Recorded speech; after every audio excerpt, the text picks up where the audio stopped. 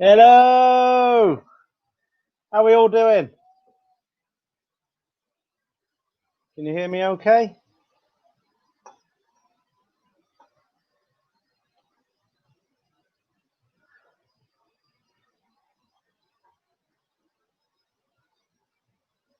Am I coming through loud and clear?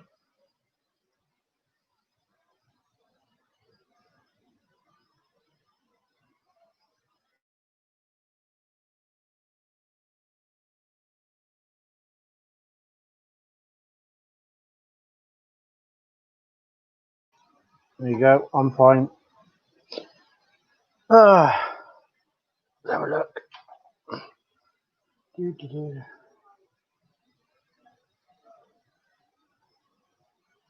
Want to say hello, Aaron? The marvels of split screen. Right. So, how is everybody? Hello, I'm new to your channel. I think I like you. Thank you, Yvonne. You are loud and clear. Thank you very much on that. So, we got Marlon's in the room. Oh, you got a bit of echo, have you? Okay.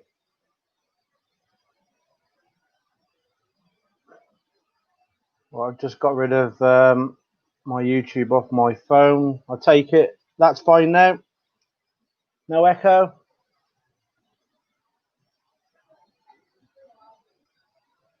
What do you think of all the lighting, eh? I thought I'd go the extra mile tonight. I got the old Santa hat.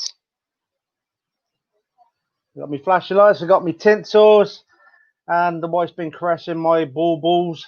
So no, not those ones.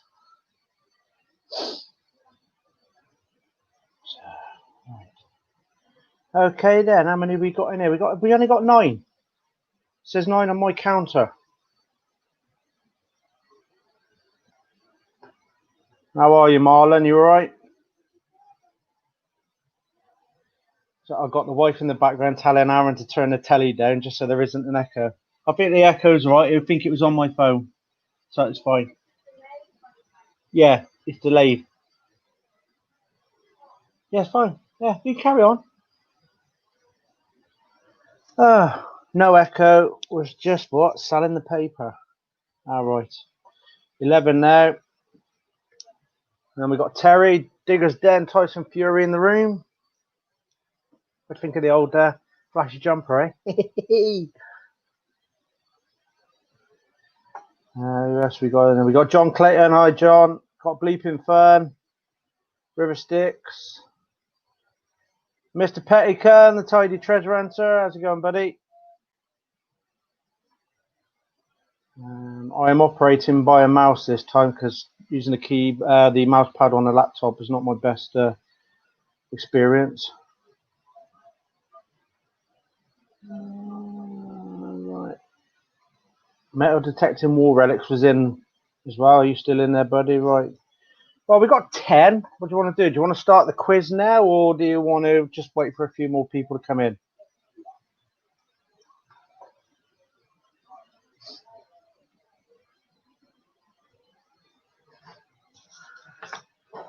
Yeah, I've got my reading glasses on as well. Makes me look a bit more intelligent, doesn't it? Where's Wally? That's what I look like. Give a minute for stragglers. Right there, Marlon. We'll give a couple of minutes. Has anybody been out detecting today, or have some of you still at work? Quiz? What quiz? We're just doing a fun trivia tonight, Yvonne.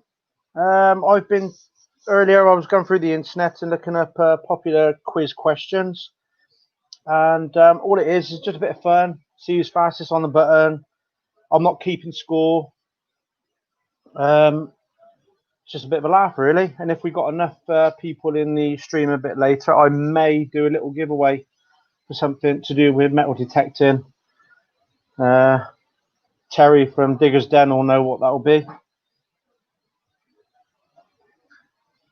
And it will be if I do the giveaway, it's I am happy to send it abroad, but you'll have to pay the difference to get it abroad. You know, I don't mind posting it within the UK free of charge. But if I'm going to send it abroad, then you know, if you're happy to pay, you know, the difference, and then I'll send a letter to you. Frozen in Alberta, Canada, waiting for spring. You'd be waiting a long time there, Marlon. I know that.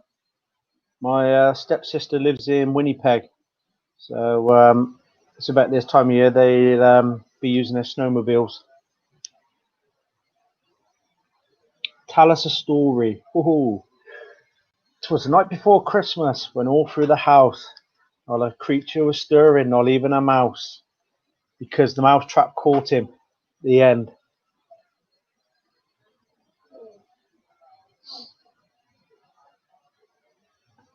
What does one boob say to the other boob? If we don't get support, people think we're nuts.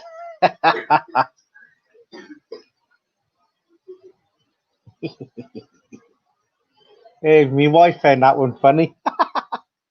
She'll laugh at mine.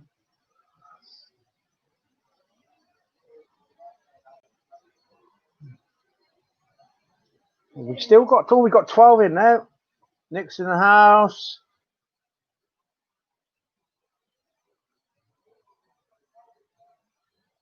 Does anybody want to share any digging experiences that they've had today or over the weekend? You don't have to spoil it if you've got a video coming out. Do you want to say that? Oh, yeah, some people go on about dogging, yeah. What's the difference between a G-spot and a golf ball? A man will actually search for the golf ball. Hello. 12. Come on in then. Come and say hello. Come on. Come and say hello. This is my little sidekick who comes out with me on the hunt sometimes. It's a bit too cold for him at the moment, though. And he's got a bit of a cold. So he's been chilling today. I'm surprised none of the usual suspects are in. M&S detectors, no. You got usually you have South Coast Detective Aaron turn up at some spot. You got 12. I'll tell you what. While we're waiting, then tell us some good jokes.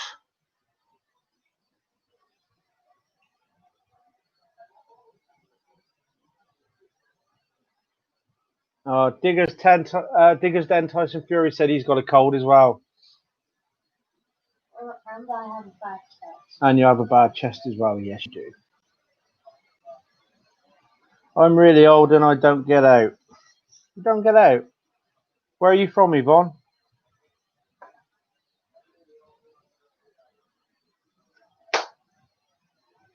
Yep. Go sharing, Terry. Let's get as many people in as possible.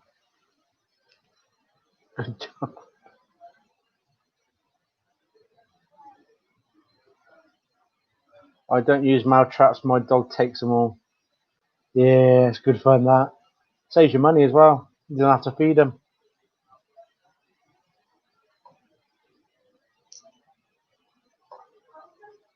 If anybody wants to do a sticker swap, you can either get hold of me on Facebook or you can email me at thedarknightdetectress@gmail.com. And I'll just go and get the stickers, show you what they're like.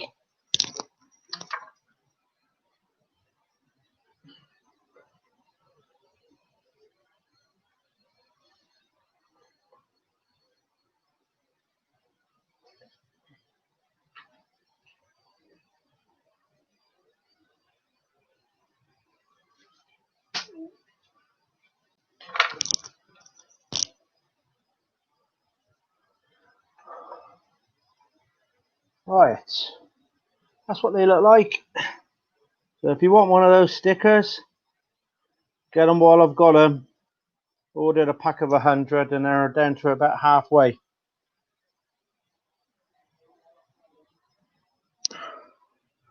So I'm quite happy to do a sticker swap, even if you're outside of the UK. I'll do a sticker swap with you. Oh. You want to come and say something? What? I'm going to give you advice with his stickers. Put them on your car. Yeah, put my stickers on your car. You've done it. Right. Okie dokie. Right, I'm going to go and crack open a beer, and then I think we'll get on with the quiz. So just bear with me a second.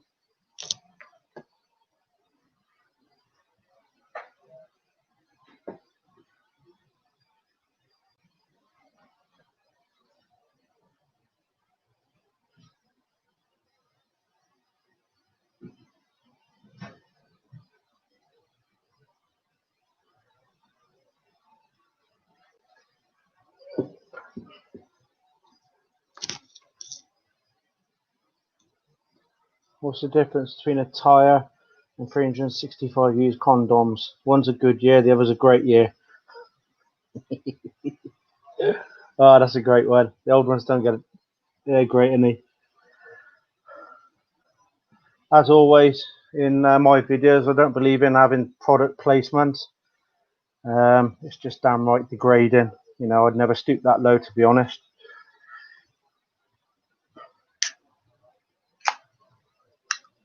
Hey, Robert Hunter Collinson's in the house. How's it going, bro? Oh, can't beat a bit of Albus juice, can you?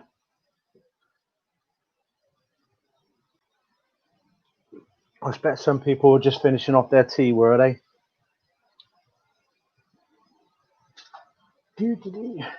Right there, let's get on with it, shall we?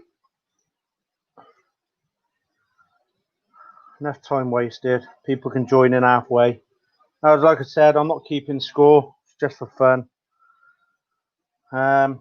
What I will do is I will write in the comments the number of the question, and when I see the answer pop up, I will shout stop, and then it's what's on my screen is the person who's got it first, because mine will be in real time. Yours will be in like in a lag, unless you click on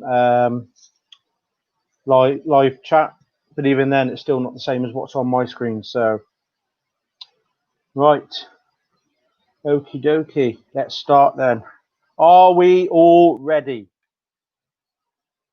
7:15 a.m. where you are. Oh, you got to be across the pond then.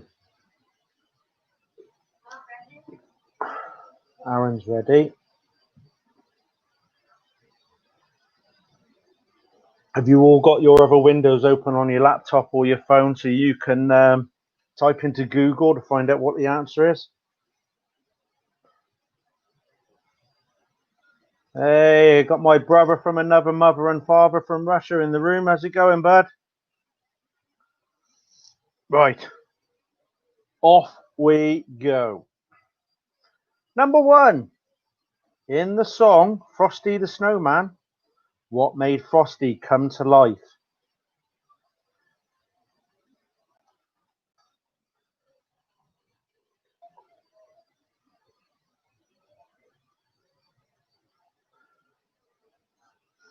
Frosty the Snowman. Oh, you got to be a bit more specific than that, Nicola.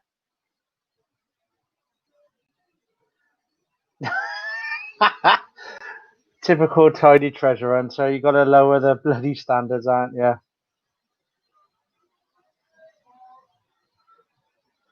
If nobody gets the exact answer, I will give it to Nicola. I think she was first on the thing.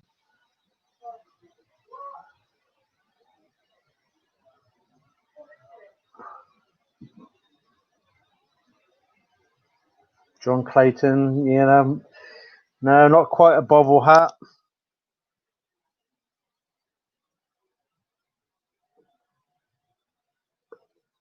I'll give you a couple more seconds to think about it. A burqa.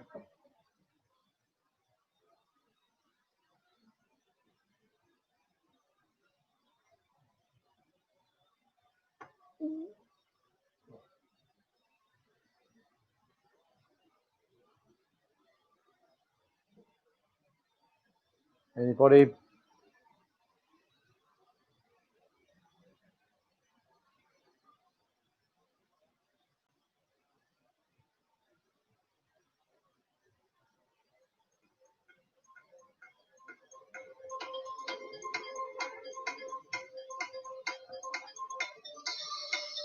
Running out of time.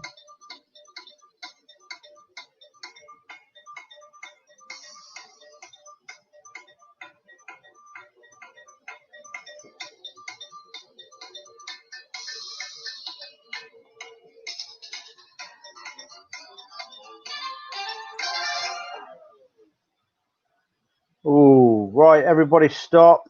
It was a hat of some sort, but you lot can't get it because you obviously don't sing that nursery rhyme enough.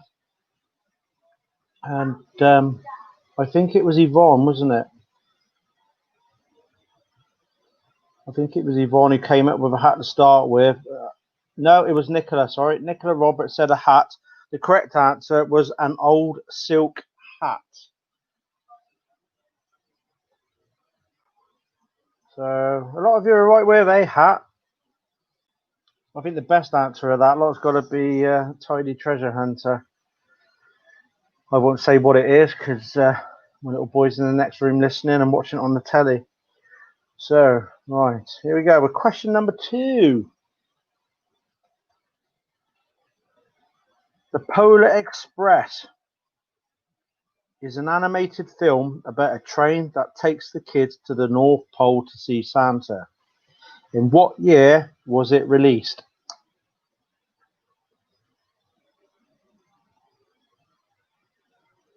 Come on, type on Google.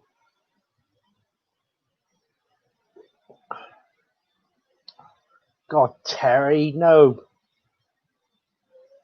1987, mate, come on.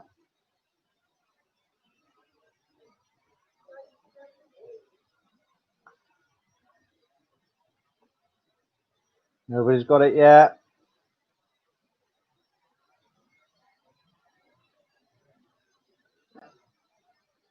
Nobody's got it yet.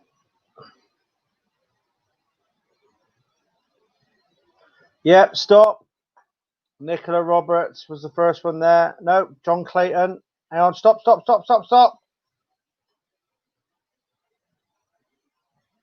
I think it was John Clayton.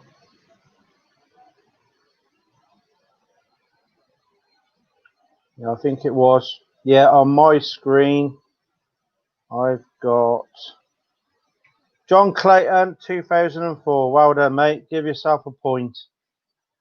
Sorry, Nicola. I thought I saw your name first, but it wasn't.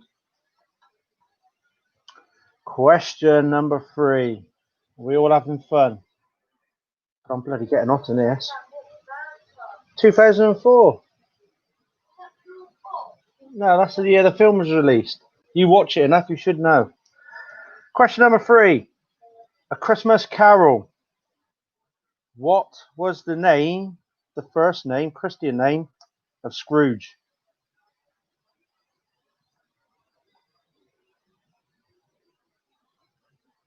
So you can get this one without busting Google.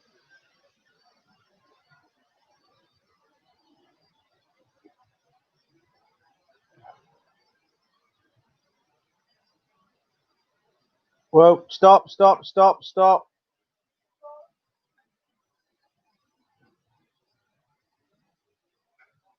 Nicola Roberts for that one with Ebenezer. Well done, Nicola. He's good. It's Ebenezer good. Question 4. Miracle on 34th Street centers on what real-life department store? Go. This one you will need Google for.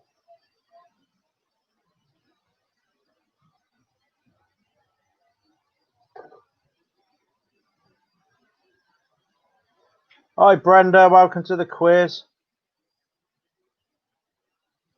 It's all flashy. Well done. Whoa. Stop.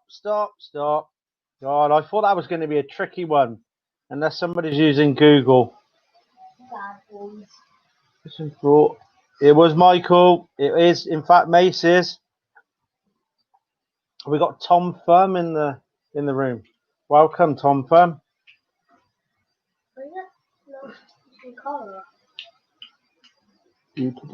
Right. Question 5. "'Twas the night before Christmas," the poem, How many reindeer were featured?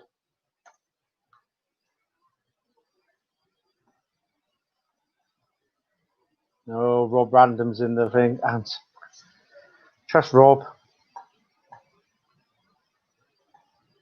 Don't worry about not spelling it right, Terry. Just type it how you do. We all know what you mean. Well, we have to type in the name. No, Robert.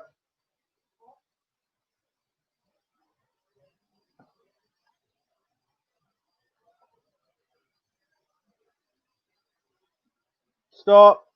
Stop. Go back up and see. Question 5. I think it was Rob Random. Yeah, he just took a random guess. He's gone from 9 and then quickly gone 8, 7, 6, 5. Yes, Rob, it was 8. A lot of people mistaken that because they include Rudolph, but Rudolph was not included in the poem. Well done, Rob. He's a barrel of knowledge, that is. It's amazing what a hobo can actually know. It's amazing. Love you really, Rob. Question 6. In the film Scrooged, the 1988 film, who played the main character?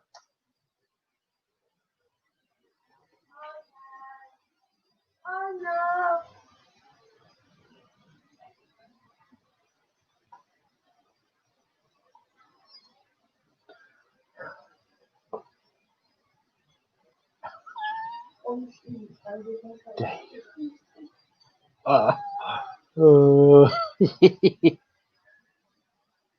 Boris Johnson. Oh, it's got to be the best question answer so far.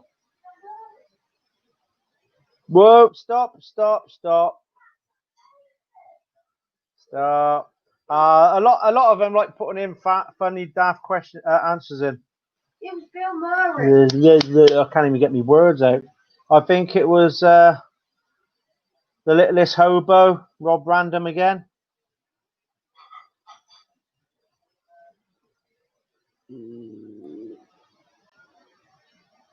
Or was it? Stop, stop, stop. Where are you? Question 6. Dave, Boris, Max. No, it wasn't. It was Mama Brenda from Mama's Gone Detecting. She was right. Well done, Brenda. Wait, there was someone at the top which said it. I'm doing the quiz, mate. I know what I'm doing. Do you want to take over and do it? You got what? Better eyes? Yeah. All right then, mate. Come here and do the quiz then. No. I'll tell you who did it. Oh yeah, but you don't argue with me. You were right there asking your mum. No, it wasn't. You can't beat Christmas without a little bit of debate, can you? Oh. Yeah, I got it right. Bill You Murray. did get it right. Well done, mate. It was Bill Murray. Right. Train of thought. Where is it going now? Right, number 7. Name the cartoon-based animatronic cassette-playing bear toy that every kid wanted in the mid-80s. You will need Google for this.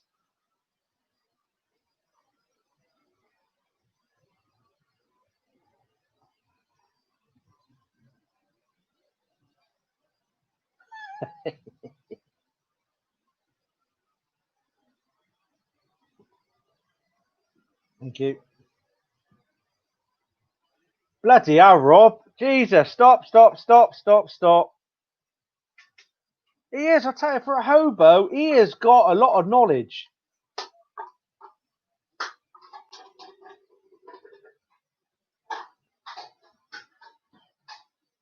Teddy Ruxpin. It was Teddy Ruxpin. Fair play, Rob. No, Rob. It was no, Robert. It wasn't Pamela Anderson. Most boys did want a Baywatch Pamela Anderson. I sure as hell did.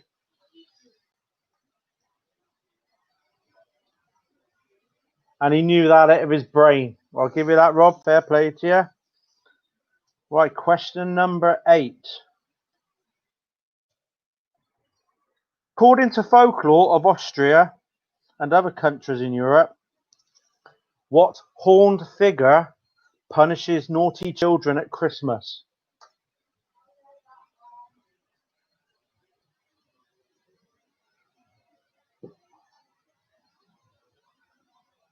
Rob should know this one because he's about 88.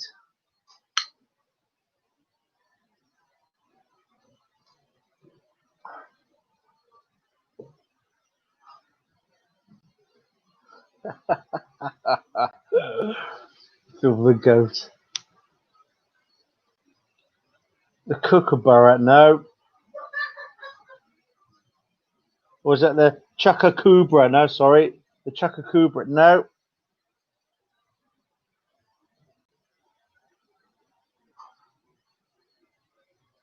Repeat the question. Oh, too late. I can't repeat it, Nicola. Because John Clayton's got it, I think. Stop. It was, yeah.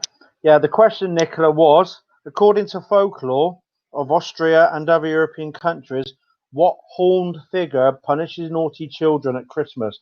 And the answer was Krampus. Well done. Question 9.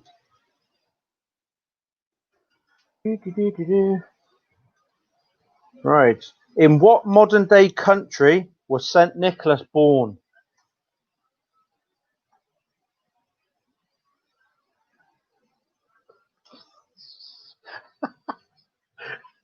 Rob had Krampus and then he had a big poo. Well done, Nicola. First up there, and everybody else is still typing it into Google. It was indeed Turkey. Well done. Give yourself a point. Question 10. There's only 30 questions. I got to about 13 and I struggle getting any more. If you're a kid of the 80s, growing up in the 90s, you should get this one.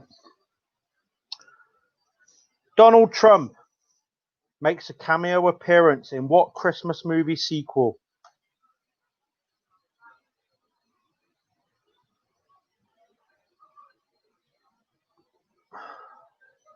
And before Rob, you say anything? No, he didn't grab her by the.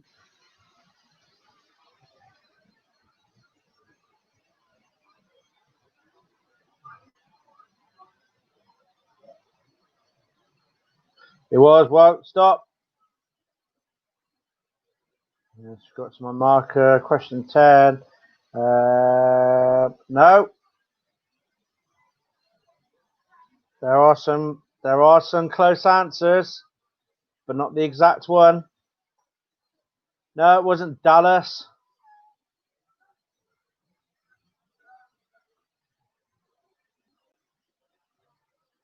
It was a sequel.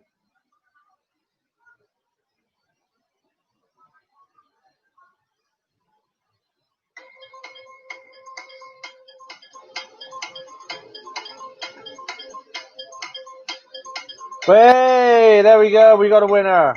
We got a winner. It was. I think that was John Clinton. No, Tidy Treasure Hunter. Let me go up. A few of us struggling. No, Rob Random. It wasn't Airplane 2. Surely you've got to be joking. And I won't call you Shirley anymore. I think it was, in fact, Tidy Treasure Hunter. Well done, Steve. It was Home Alone 2. Metal Detecting War Relics. I don't think I've ever seen Deep Throat, the sequel. Must be a new one I've got to get from my library.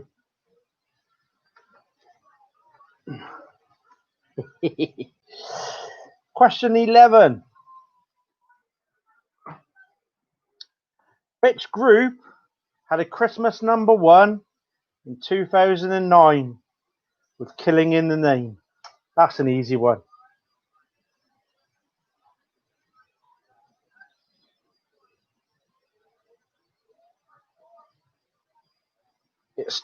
It stopped an X Factor shit getting to #1 anyways. Stop the clock. It was, in fact, Rage Against the Machine. Well done, Mr. Pettigun. The Tidy Treasure Hunter snips in there to get it again. Question 12. Just think of all the knowledge you're learning from this. All the history, all the pointless history. Just like the history of Rob Random with his Jesus nails that he found out in the middle of a field. You know, how they made from Jerusalem to the field that he was detecting is just like, how many hands did those nails pass through? And then you've got to think about that Roman shotgun cap that I found. Just, you know, history is amazing, really is. Question 12. If you sing the Christmas carol, 12 Days of Christmas, how many gifts are given in total? Oh no.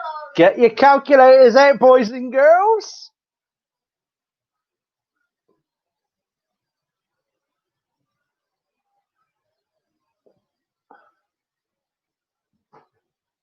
Bless the nails of Nazareth. Yes, do, Rob.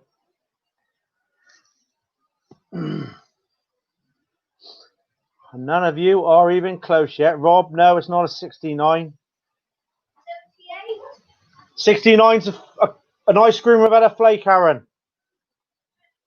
No, I'm just saying a 69 is a ice cream cone without a flake.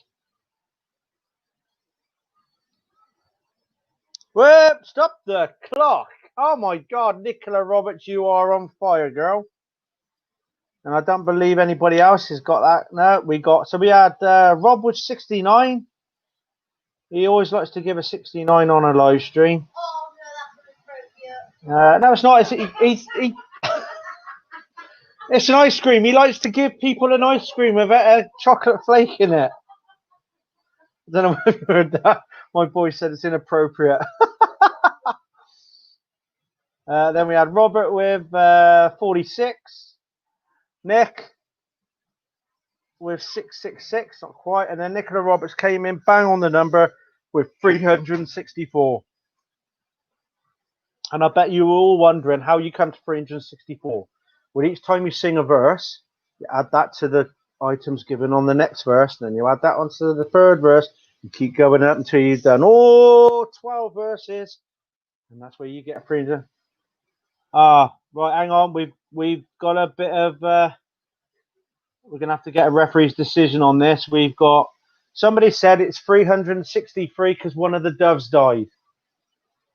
Oh yeah! This is really important number because 365 is the whole year. No, it's 364 was the total, but Rob Random's saying that one of the doves died, so it's 363.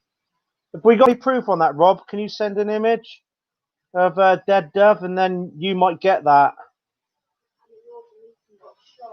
And I'm not doubting you, Rob, because obviously you, with the nails that held Christ to the cross, like you'd never lie, would you?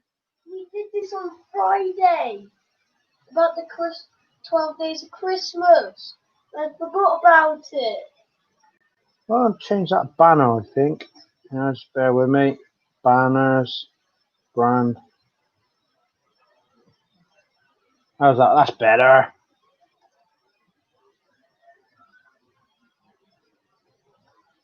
So, no, I think we've just had an email.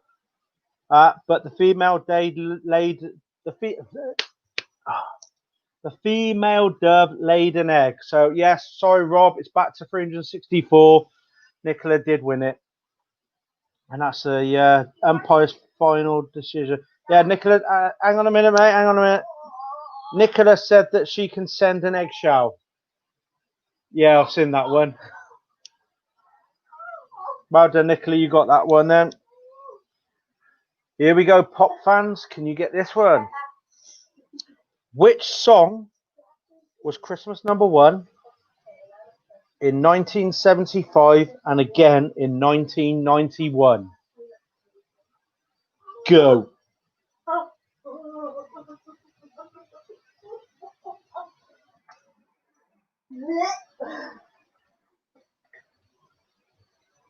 Which song was the Christmas #1 in 1975 and then again in 1991? No, it's not Slade. Well done, Tidy Treasure Hunter. It was, in fact, Queen with Bohemian Rhapsody. Well done, mate. On the ball. Question number 14. What star sign is someone born on Christmas Day?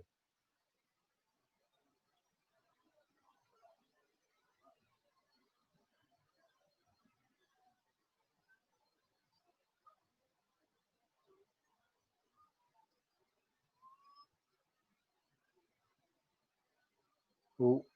No, not Sagittarius, Nicola. Well done, Robert Hunter Collinson. Well done. It is indeed Capricorn. Who cares? Oh, come on, Nick. Just because you didn't get it. Oh, by the way, it is my wife's birthday tomorrow. So if you want to wish her a happy birthday in the comments. She's 49. What? Sorry, 44. 21. 21. Did John get it? Did he? Hang on then. Oh, he did. Sorry, John Clayton. That one disappeared off my screen. The next one down I saw was Robert. Thank you, Robert, for your honesty. Well, you've already got you got a happy birthday, you young one. Happy birthday, Mrs. Jason. Right, where were we? Question number 15. Happy birthday, Batwoman. She's not really Bat. She likes to be a Wonder Woman. She's got a lovely Wonder Woman outfit. It hangs up in the wardrobe. She won't wear it for me. Question number 15. In the 2003 Christmas film Elf, what name does the elf go by?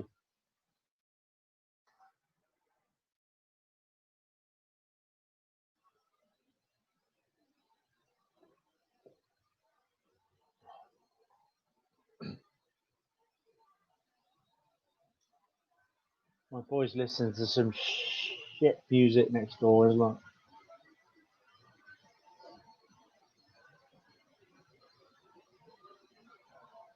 Buddy, it is. Stop the clock. And I think it was Robert Hunter Collinson in there just before Nicola Roberts. Well done. I'll just check that. Yeah, it was. Well done, Rob.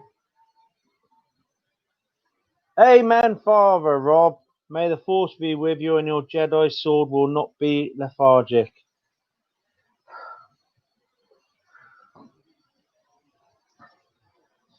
Question number 16.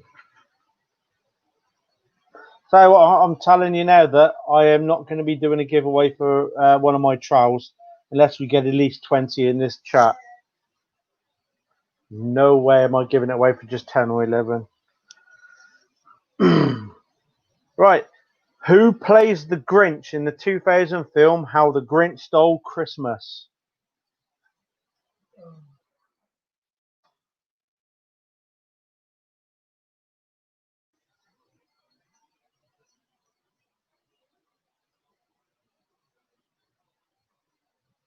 It was, in fact, Jim Carrey. I'll give it to Rob Random, even though he spelt it as Jim Carrey. We'll give it to that one. Well done, Rob Random. Boris Johnson. Oh, my God.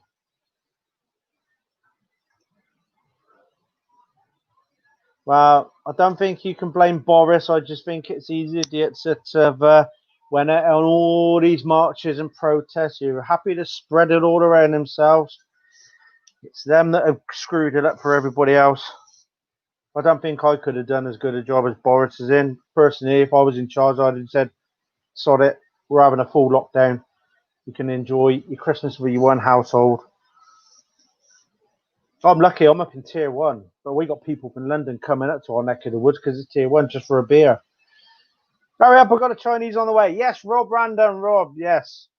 Yes, sir. In the Grinch, how many sizes does his heart grow?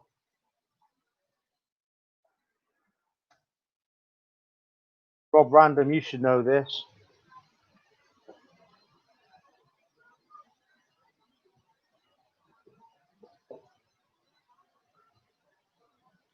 Oh, that's a good one. That is, Brenda. I like that. What's her name?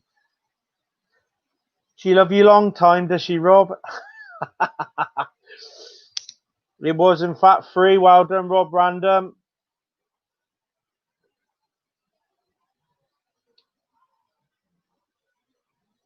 What's her name then, Rob? Is it Ting Tong? Are you playing the part of Mr. Dudley?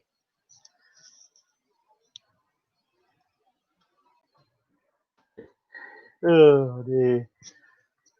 Question number 18. In the 1946 film It's a Wonderful Life, what is the name of the town that it's setting? So in the 1946 film It's a Wonderful Life, what is the name of the town that it is set in?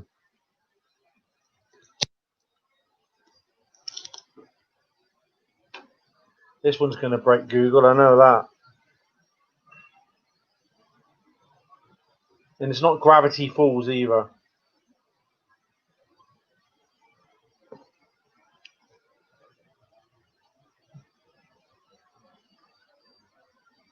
It is Something Falls, Nicola, but Bedford Falls. Well done, Rob. You know Rob used to be on University Challenge, didn't you? He just never went to university.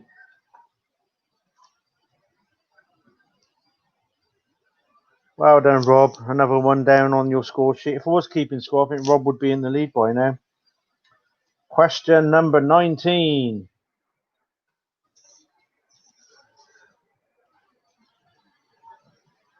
The film Jingle All the Way, starring Arnold Schwarzenegger, when was it released?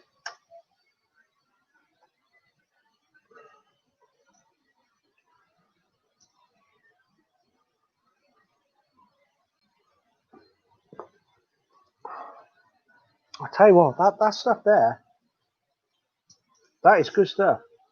It's like an IPA. Stop the clock. Robert Hunter Collinson, well done, buddy. 1996. I bet you got that one on your shelf, haven't you? It's your all-time favourite Christmas movie. Question number 20.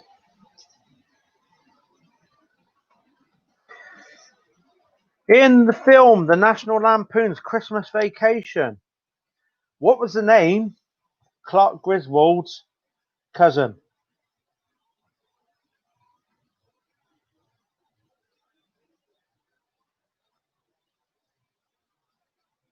Everybody's got a cousin like this.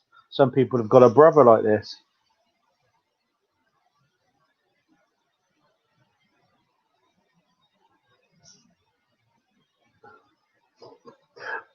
No, it wasn't Cousin Ballbag.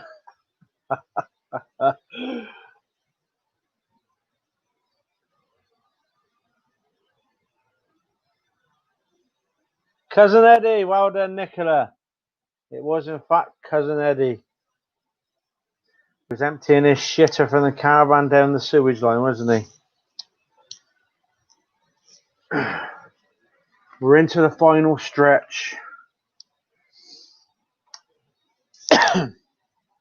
What was the top selling toy in 1989?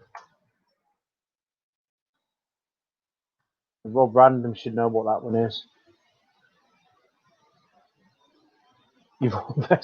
I'm 10 questions behind it. The lag is not that bad, is it, Vivon?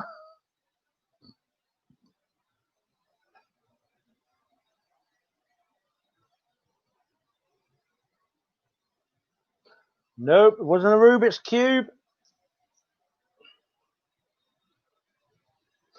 Well done, stop the clock. It was in fact, Michael, it was a Game Boy. My mum couldn't afford me one of them, so I used to play on the kid next door. My mum couldn't afford me a Master System, so I had to play on the kids next door. Mum couldn't even afford me a Mega Drive, so I nicked the kids next door. And we had a knock at the door from the policeman. That's just a joke.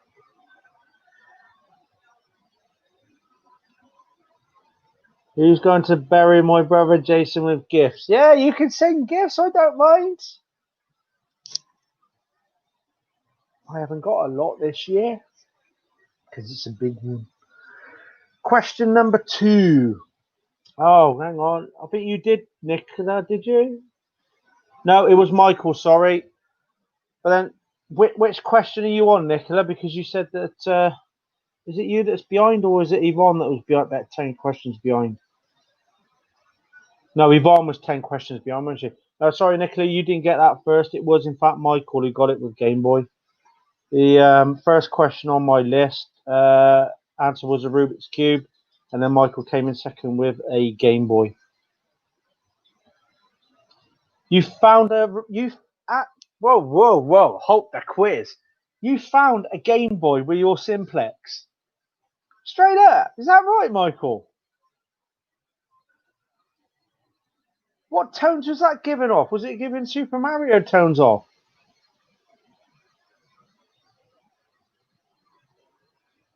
You found a Game Boy with, oh my God, was it still working?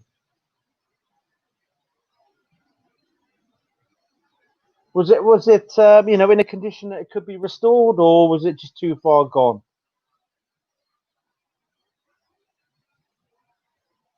It was about 30-ish on the Simplex.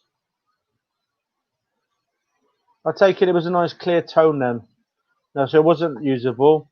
But what sort of tone was it? Was it a nice clear tone, or was it a bit of a scratchy signal?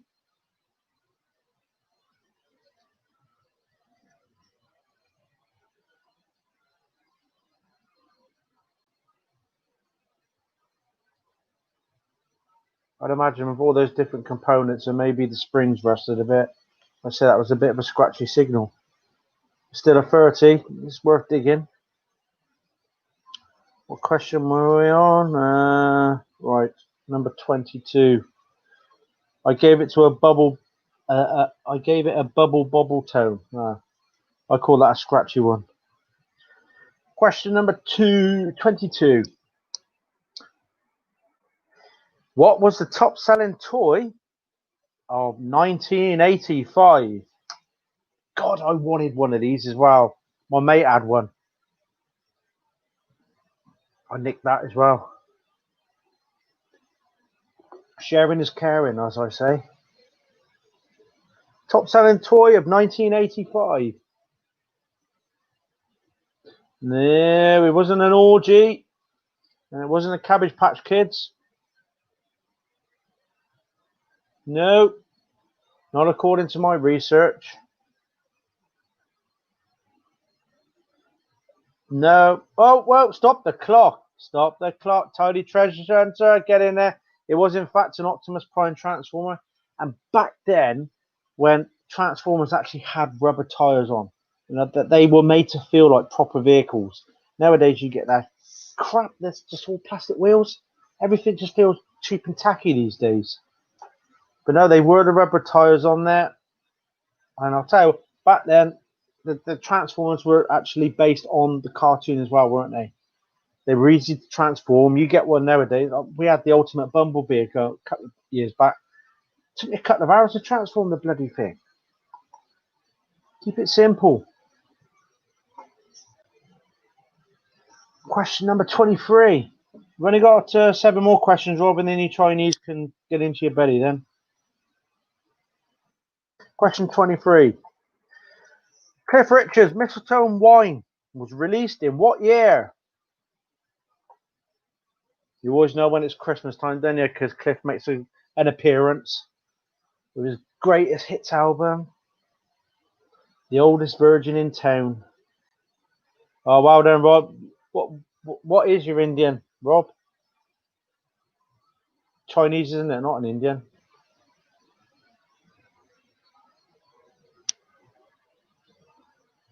Do Christmas time, mistletoe and wine.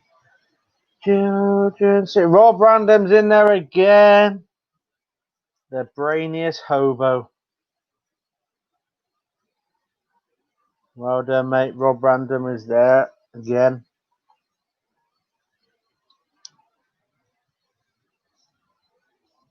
Question 24.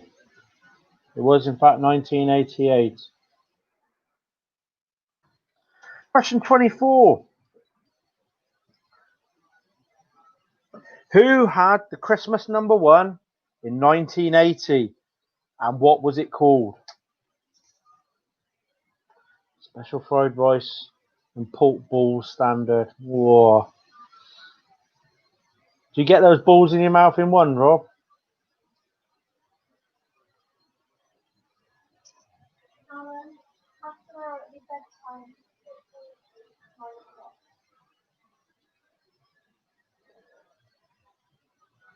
Team Leisure Promotions, eh?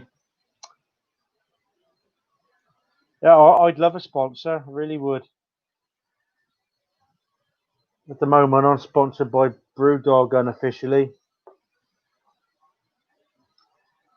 We need both. Hang on. Yes. Stop. Nicola Roberts. There's no one quite like Grandma by St. Winifred School Choir. Well done. Okay. Oh, boobies! She always does this. Last time I was live, she came down the stairs and she went, "Bab, I'm naked and I'm horny." That's it. I cut my live stream off. If this was a bit later on tonight, this screen would have just been left with the lights in the background.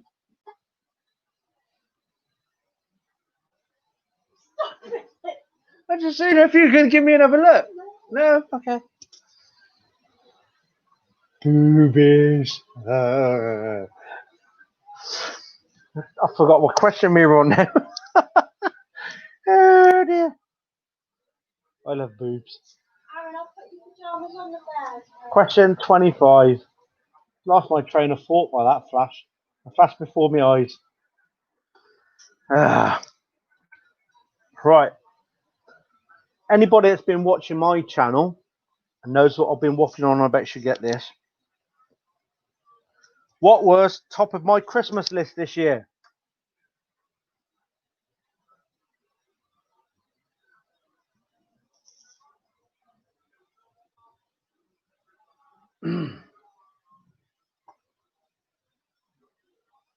Aaron, can you get me another one at the freezer?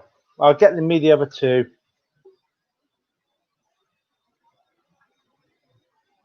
Stop. What? I'm his beer slaver. Yeah, you are my beer sleep. Get on with it. For every second you late getting me a beer, then we take a present off your Christmas list. Yes. Kirsty Thomas, you are right there. Top of my Christmas list was the Knox. Hang on a minute. In the freezer.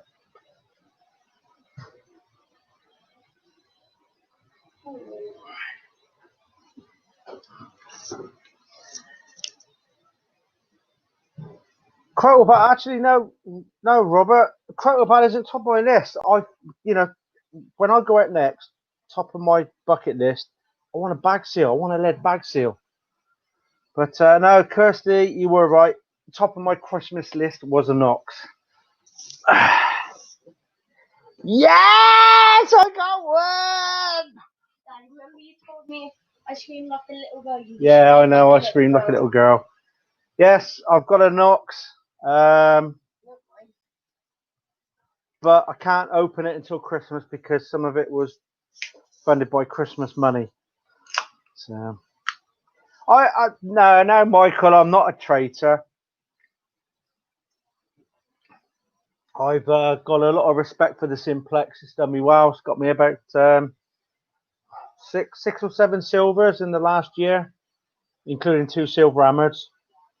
But I was just ready to make that jump up to summer. I needed another challenge, and the Equinox 800 is like the North Face of metal detectors, isn't it? Really.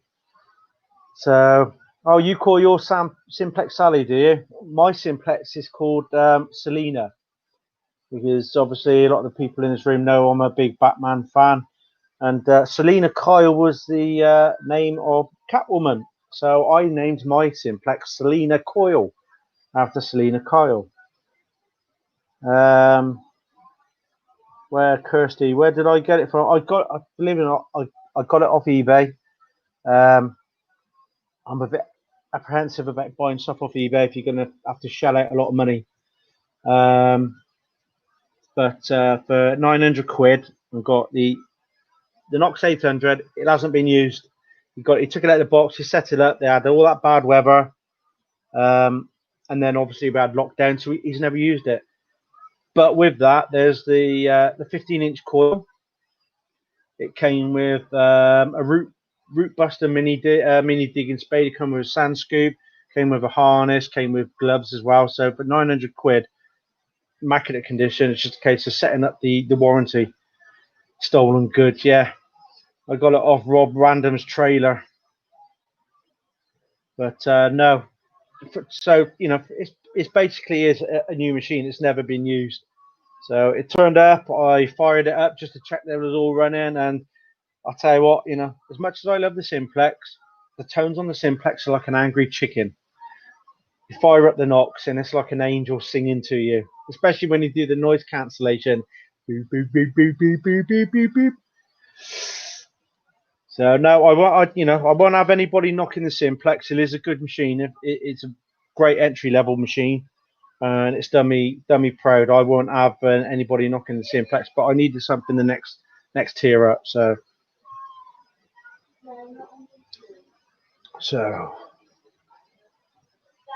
what? You got your Santa? Oh, you got your Alice band on. Oh, I always wanted another little girl.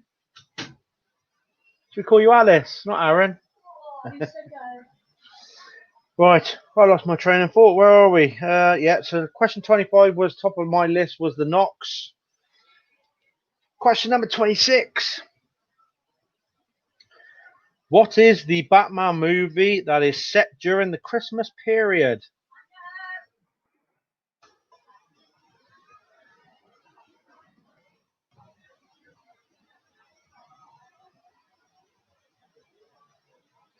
I'm not surprised, Yvonne.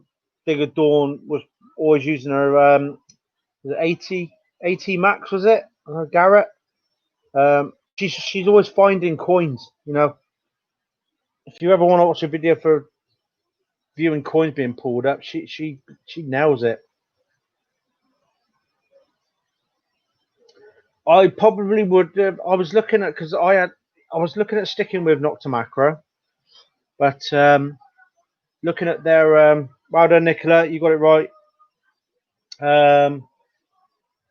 With the Nocta Macro, you've got all those different modes that you can search in, but it's just too much going on the screen to be able to. I mean, I've got to learn to walk before I can run. I've learned how to crawl with the simplex. Now I'm learning how to walk with the Knox. Plus, there's also the fact that it searches in multi-frequency simultaneously. That's what I was after. So, other than that, I probably would have stayed with Nocta Macro because their build quality is just second to none in my opinion. The simplex is built well. I've seen people do reviews of the Amphibio and the multi-cruiser and everything, and the build quality on the Nocta Macro is pretty good, and their customer service is good as well. And I've heard some people saying that the Equinox 800, the build quality lets it down, but I'm not using the stock shaft. I'm using one of these carbon fiber ones, Telenox. The Telenox carbon fiber shaft. It was 125 quid, reduced down to 110. So I saved myself 120 grams on that. Yeah, the Knox is. I'm looking forward to using the Knox. I really am. Your sexy husband as the cruiser. A sexy husband. I've never heard that phrase before. Sure as hell I haven't heard it anyway. Right, where are we? So Batman Returns it was. What What song? This is question number 7. Nearly at the end, Rob. We're nearly at the end. Question 27. I really do waffle on, don't I? Question 27. What song was used for the Christmas animation, The Snowman, We're Walking in the Air? I was just giving you the answer. First one to type it in gets it. I really shouldn't drink when I'm doing a quiz.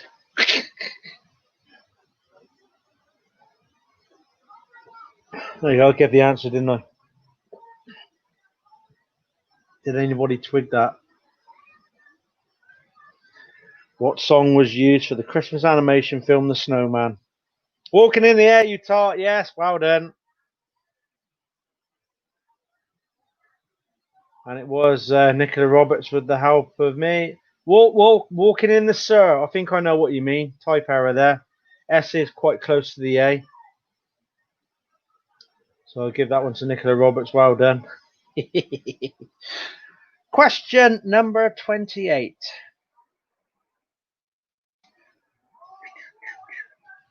Who sang the song for the Snowman animation? And this might get a few of you out. Who sang the song for the animation, The Snowman? Oh, bloody Googling now. Nathaniel, no. Nicola, no. I knew a lot of you would trip at that hurdle. Alan Jones didn't actually sing the version for the film. Well done, Michael. It was in fact Peter Alty.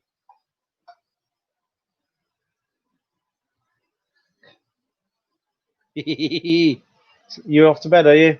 No, not yet. Not yet. You're stopping up for a bit longer, are you? Yes, it was. In fact, I don't know why Alan Jones sang the version on Top of the Pops, and from that point, everybody thought it was Alan Jones, but it was in fact Peter Alty that actually sung it for the animation. So when you see the animation on this Christmas Eve, and you hear that song coming on, it's actually Peter Alty that actually sang it.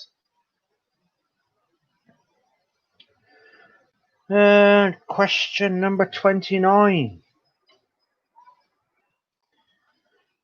In the 12 days of Christmas, how many maids were milking?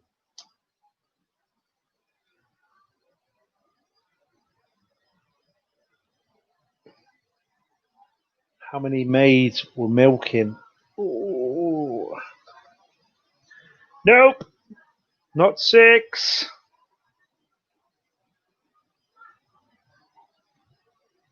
Bloody hell. Well, stop. You get one question, you get one answer come up, and then all of a sudden, bang, whole lots up. Which is why I'm glad I put a marker down there. So Rob Random said 6. No, Nicola Roberts was next with 8. Well done, Nicola. I hope you subscribe to my channel, Nicola. Anybody that's in here that's new, subscribe. It's free. You don't have to pay. Don't forget to click on the little bell. Lets you know when my videos are coming out. We're after the 9 o'clock watershed now, so we can use a little bit of language. Last question. Rob Random's probably at home like this. Thank fucking God. I'm going to leave my Chinese. You're all in the beard and love you. Love you, Rob. Love you, Rob. See if any of you know this one then. Question number 30. The last one of the evening.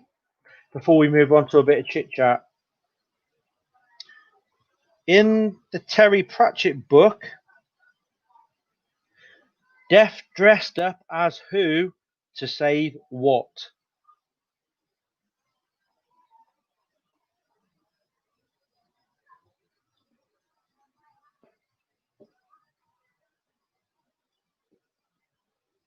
In the Terry Pratchett book, Death dressed up as who to save what?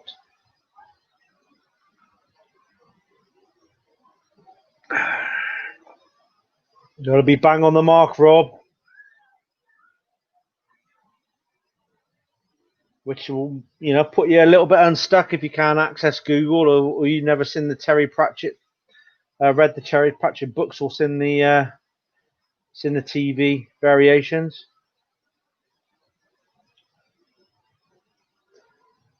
Google's going bloody ballistic now, isn't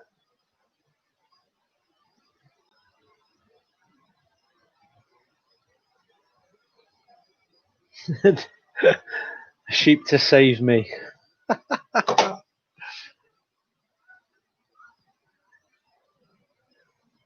I'll be a bit more specific than that, Nicola. You've got to really have known the Terry Pratchett story.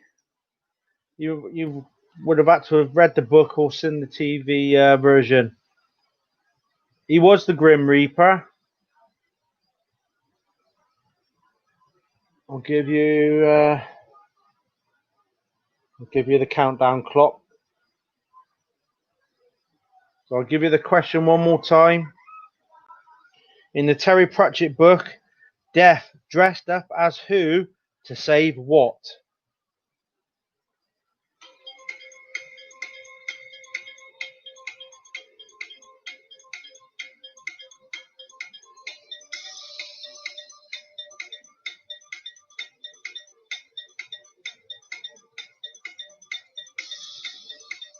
This will give you a good excuse to go and read some Terry Pratchett now.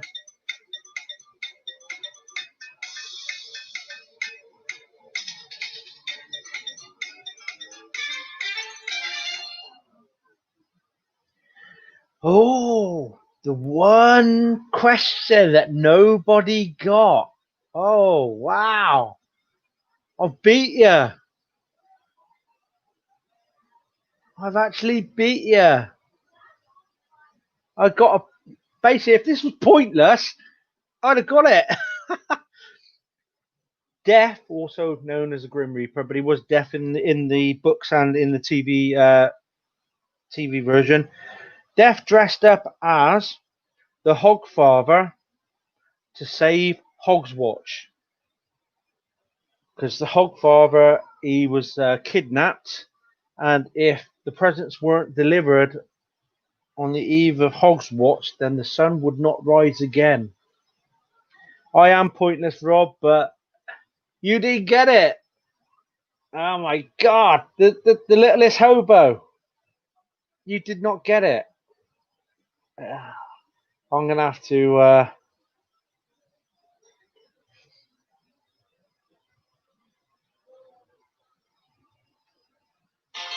Here you go, Rob. This is just for you. The littlest hobo.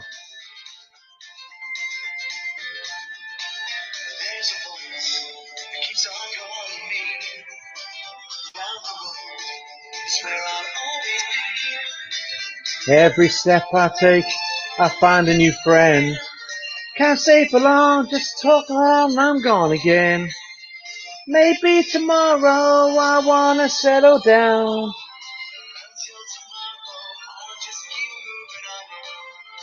That's all I can play as I get a strike. So that is the end of the quiz. Is it because it's copyright? Yeah, it's copyright, so you can literally play so long. I don't even know whether you're supposed to play any of it, to be honest. But yeah, you're not allowed to. Only for like a second. Only for a second. Well, that was a couple of seconds. 34 seconds I played. I used to love it as well, Nathaniel. Where, especially at the end when you turn around and he bugging off down the road. He's had me in tears. He never settled down. He never ran home. Pop quiz. What was the name of the dog that played the littlest hobo? That's a bonus question.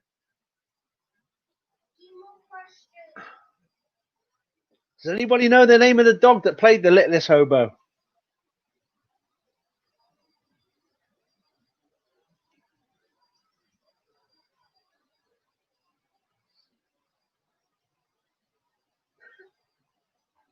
Anybody? Google's going ballistic now, isn't it? Question 31, who am I? Who am I? That was a film starring Jackie Chan. I know that. It wasn't Toro, no. Where's our very own littlest hobo? Where's he? Rob Random? Oh, we got run over. Yeah, who played the dog? Oh, Rob, don't let me down. Or is this a question that stumps everyone again?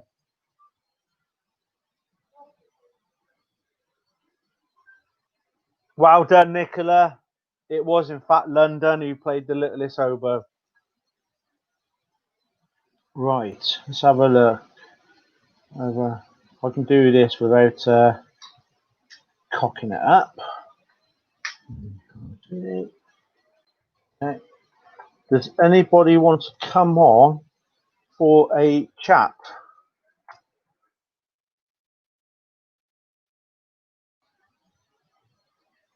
I hope that's come up as a link. Doesn't look like a link on mine.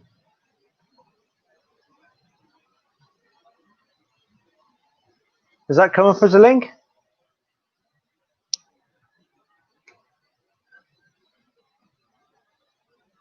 It doesn't look like a link on my screen. I know that. It just looks like another comment. Lassie. What, mate? Yes, it's fixed, isn't it? No, you knocked Willed in. Hey, Michael, you can come on and talk about the simplex if you want. I'm happy to talk about the simplex.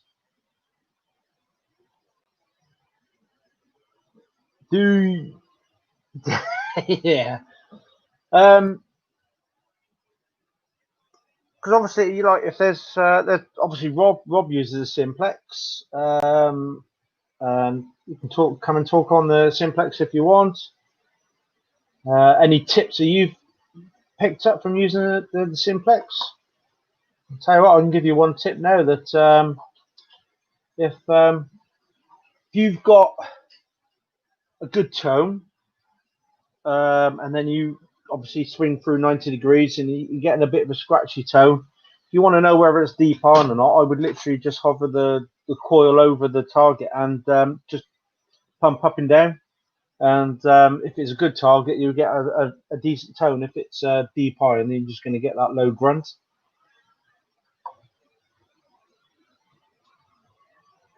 Is it only me that has lost the sound? Can everybody else hear me okay, can't they?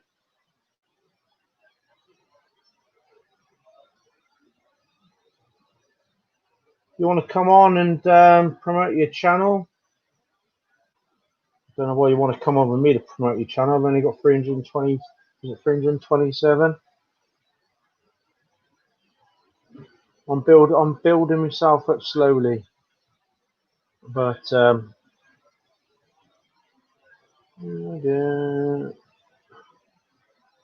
327 subscribers. Yes,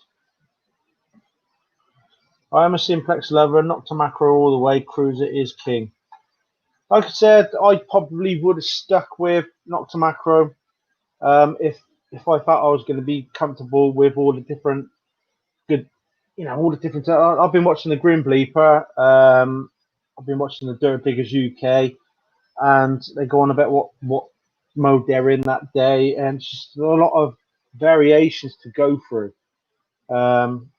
It just seemed a lot really complicated. I want a machine a bit like the simplex. You can turn the simplex on, and you can just go out.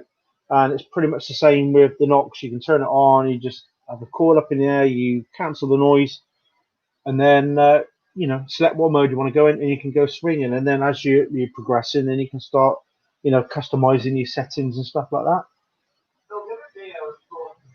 Turn it down, kids. Mama's gone detective. Hey, Mama, do you want to come on? Do you want to come on, Brenda? Because Brenda's very, very talented. As well as doing detecting, she does all these little, little arty things like coasters and stuff like that.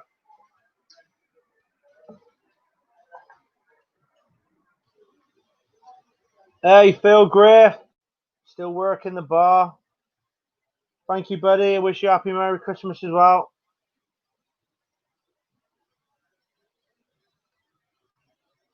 I'll tell you what we've got you in there. I'll show you a video, right? Of because you all remember your first coin, don't you? Well, I remember my first hammered. Put that in here. Add to stream. So if I just put that on there.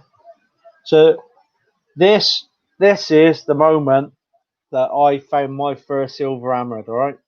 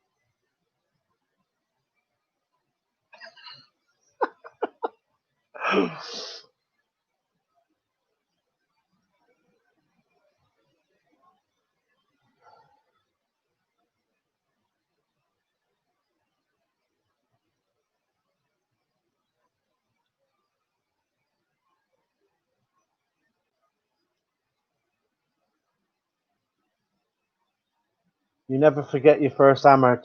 You really don't.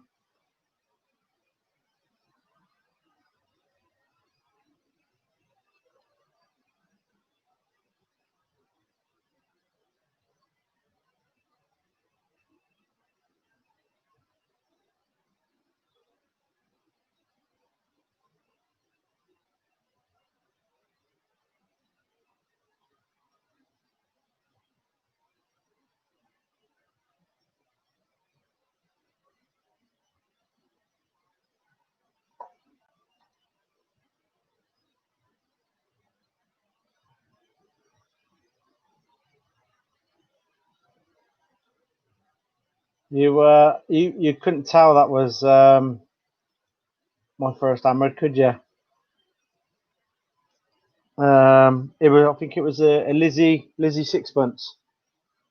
Yeah, Elizabeth the first sixpence. I'll tell you what, that was. I can't. When was that? What date was that? I just go back in 9 months ago. So that was like literally March time when I found that, and that was with the simplex. So that's what I mean. Like people who say that the simplex is a shit machine, it's not. It really isn't. It's one of those.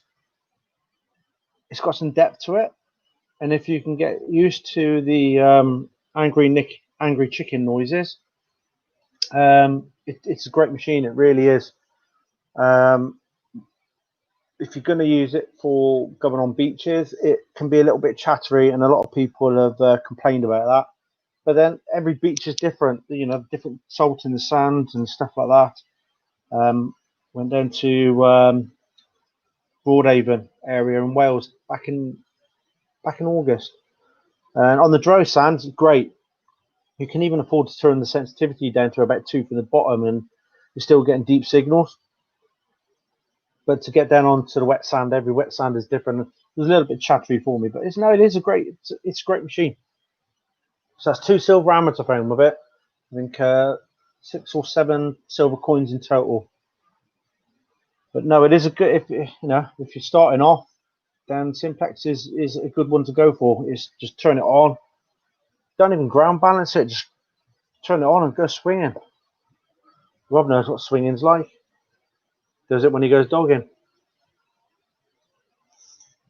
I won't have to remember my first hammered or Roman. Won't ever find anything like that in the USA. Well, that's the thing, Brenda. You never know. you you just never know what you'll find out. I know that in America the history isn't as fruitful as what it is over here, but you just never know, dear. What you'll find stuff that we've got no hope of finding.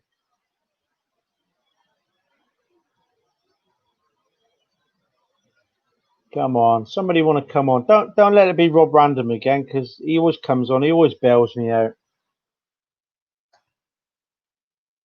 Don't get me wrong, we have a good laugh when Rob comes on.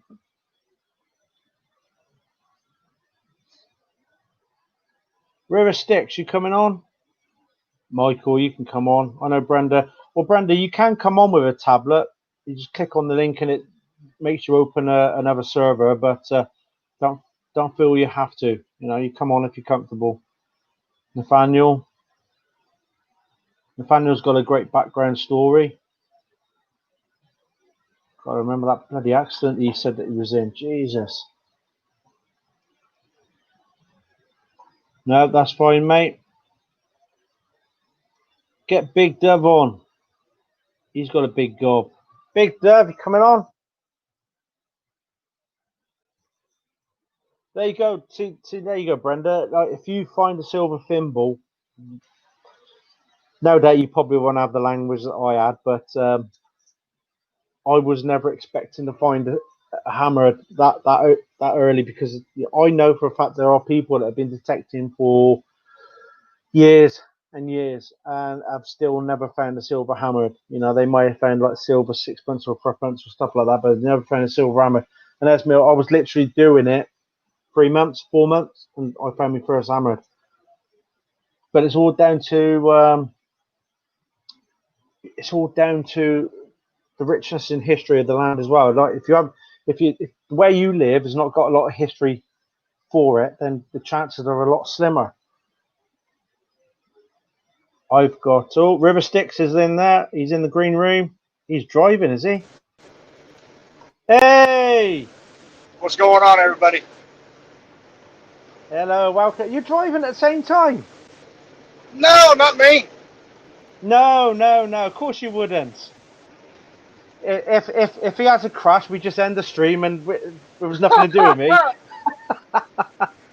How you doing? So whereabouts are you from? Right now I'm in North Carolina. All right. And what time is it over there? 16:27, 4:27 p.m. 4:27. 5 hours behind you. 5 hours. Is that a dog you got in the cab with you, or was that a kid? Yeah, I got 3 of them. No, I got 3 little ones in here. What dog? Well, one's not so little. Hey, Tesla, come here. Tess, come here. Hold on. I'll show you my little one. Come here, baby. That's your little one. Wait, what? You wouldn't want that sat on your lap when you're driving, would you? No, she's actually a runt, but she still weighs 120. Oh, she looks pleased to be in the cab with you anyway. Yeah. Hey, you know what? What's his name? The spy who shagged me. What was his name? Look. He's going to pass me. Watch, right. He's going to pass me. Watch this. Watch. There he goes.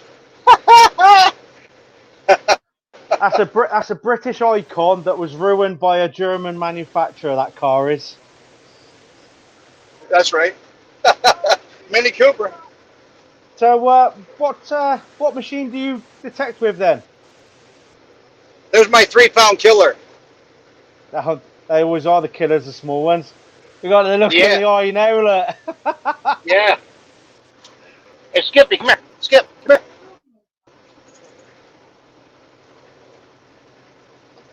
Oh, nothing like taking the kids out with you, is there? Hey, that's my family right there. He's driving the lorry and you. Yeah, he's bigger than you. Bigger than me.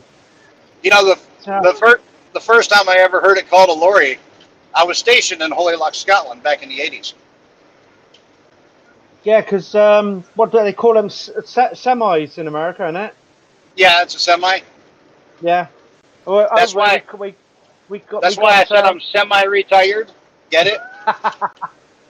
Well, over here we call our lorries a lorry, or if Right. it's got a trailer on the back, then we call it an articulated lorry. Well, I've got the trailer, 53-footer. So that's what we call an articulated lorry. But a 53 Okay. footer, that's probably bigger than what we're used to. Right. Oh yeah. So what machine I do use you a knot. use? I use a use knot. not what? You what? The 800 or the 600? I have the 8.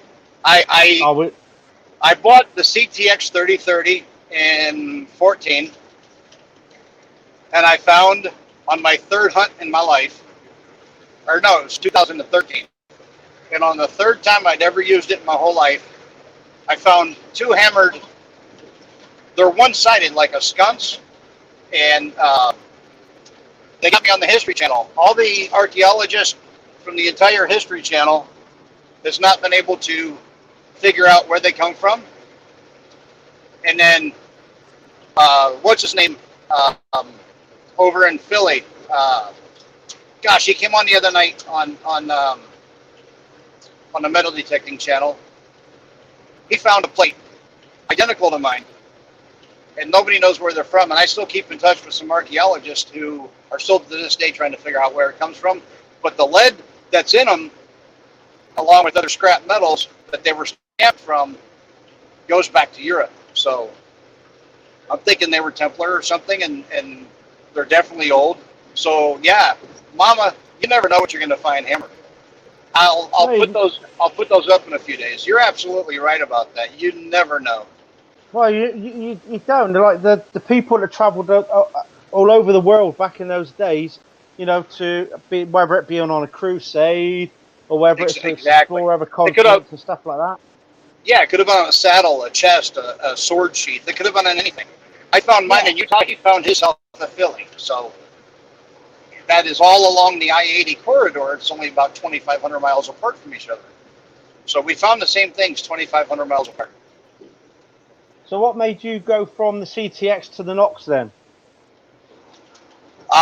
In my opinion, it's simpler. It's better. Are there complications? Yeah, it's a harder machine for a lot of people because it's not like a Garrett. It's not grab and go. It's not like a Simplex. They pretty much do the thinking for you. You got to learn a Nox. There's like sub menus that people that have had them for a year and a half are like, well, how'd you get to the second screen? Well, there's the books out there that explain it. There's videos out there that explain it. I run mine on 4x4. You brought up the Telenox. I bought 2 of the Telenox. I gave one away last year, and I kept one for myself. And they do get wobbly. I'm going to tell you right now. I took it off and went back to the stock shaft. I actually cut my shaft and switched it around to where so it collapses just as small.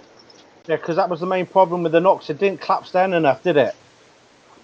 Exactly. And well, I hate these sensors in this thing. Somebody moves over in front of you, and your distance alarm starts beeping. Well, you didn't do anything. They just move over in front of you, and now all of a sudden you're following too close. Yeah. See, so it's the single long shaft at the bottom that attaches to the coil. I cut 6 inches off of that. I turned the center shaft around and put the cuff all the way at the very end on the top. You know what I'm saying? And moved my computer up. Yeah. So you can measure it for your height, your length, because you're the one that's going to be using it. And I did a little video about how I did it. So you drill one hole. I mean, it's simple. What do you think that made it wobbly? Was it the heat that you get over there, or was it just the fact that carbon fiber, it just tends to sort of like get a little bit soft over time? Yeah, it wears like sandpaper, just over time. Yeah. The sliding in and out and such. Yeah, that's all it was. Well, I think the only reason I bought the Telenox was because I'd seen that people couldn't compact the Nox down far enough. Right. And obviously in the UK we got smaller cars, and some people are struggling to get them in the boot. Or yeah. So I thought, well, I'm not going to fit it in my car, so I'm going to have to branch it. And I thought, well, I'll get myself a Telenox shaft. We'll see how we get on with it. And if it starts to get a bit wobbly, then I'll maybe swap back to the stock. It was good for the first 3-4 months, but if you're using it a lot, like I was at the time, it'd get wobbly. It gets loose, slippery, slides. But you can actually solve that, though, because you take the inner shaft out and just put some paint or something on it, some epoxy or something. Just a clear coat. What version of the Telenox was it? Because when I ordered it, it showed you with the cam locks, with the little locks underneath. Yeah, the little levers that, yeah. Yeah, well, they've changed them now. Oh, did they? Yeah, they've changed them so that when you fasten up the cam locks, they're actually sitting on top of the shaft. Oh, that would be great. But bear with me, I think I got it here somewhere, and I'll show you. Well, that would be good. I mean, I absolutely love the Nox. The biggest thing that I've tried to tell people over and over and over is turn it down. You can run the Nox on 16 and 17. You don't have to run it up on 25. You run it up on 25, you're going to bleed over on everything. Oh, you didn't hear that. You had your earbuds out. No, I took my earbuds out, yeah. So no, I just said, I said I love the Nox. I said the biggest thing I tried to tell people was, oh yeah, looks different. Yeah, they said that they had a lot of complaints where it was starting to get loose on the other one. So basically, they've made it a lot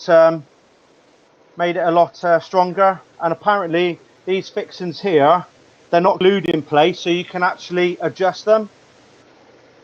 Well, I wonder if I contact them, reach out to them, if they'll, fix that. Well, they might do. Who knows? But that's the only reason I took it off. It got so wobbly. Yeah. Well, these ones, obviously, it's the same with, because I saw one of the channels over in England, and they were saying about you can adjust them, and it's the same with these. You've got like a little knob on the front there that you can tweak up to adjust the tightness, but it's actually this bit here that isn't glued, so you can actually take that off if it gets damaged and replace it and stuff like that. Now, see, if you're not 6'2", you can. If you notice on your Telenox, you got one that's longer, right? Yeah. Okay. What I did is I cut that off so it was even with the end of the one that it telescoped into. Yeah. Because I'm 5'7", right? I'm not that tall, so I didn't need to have all that extra. And that wasn't the problem, because I only cut the one, and it actually got loose on all the cams, So, but you can actually make that collapse even 2 inches shorter. How tall are you? Last time I checked, I was about 5'10", but I do know that as you get older, you tend to get shorter. So I'm probably looking at about 5'9" now. They say everything shrinks with age. That's what Viagra's for. I've never tried that. Thank God I haven't had to, but maybe the day will come. No, I'm in the same boat with that one. I haven't needed to use it yet. Well, they say old truckers never die. They just get a new Peterbilt. Oh, Peterbilt, just like the old Matchbox. I don't know whether you know that. Obviously, in the UK, we had a brand of toy car called Matchbox.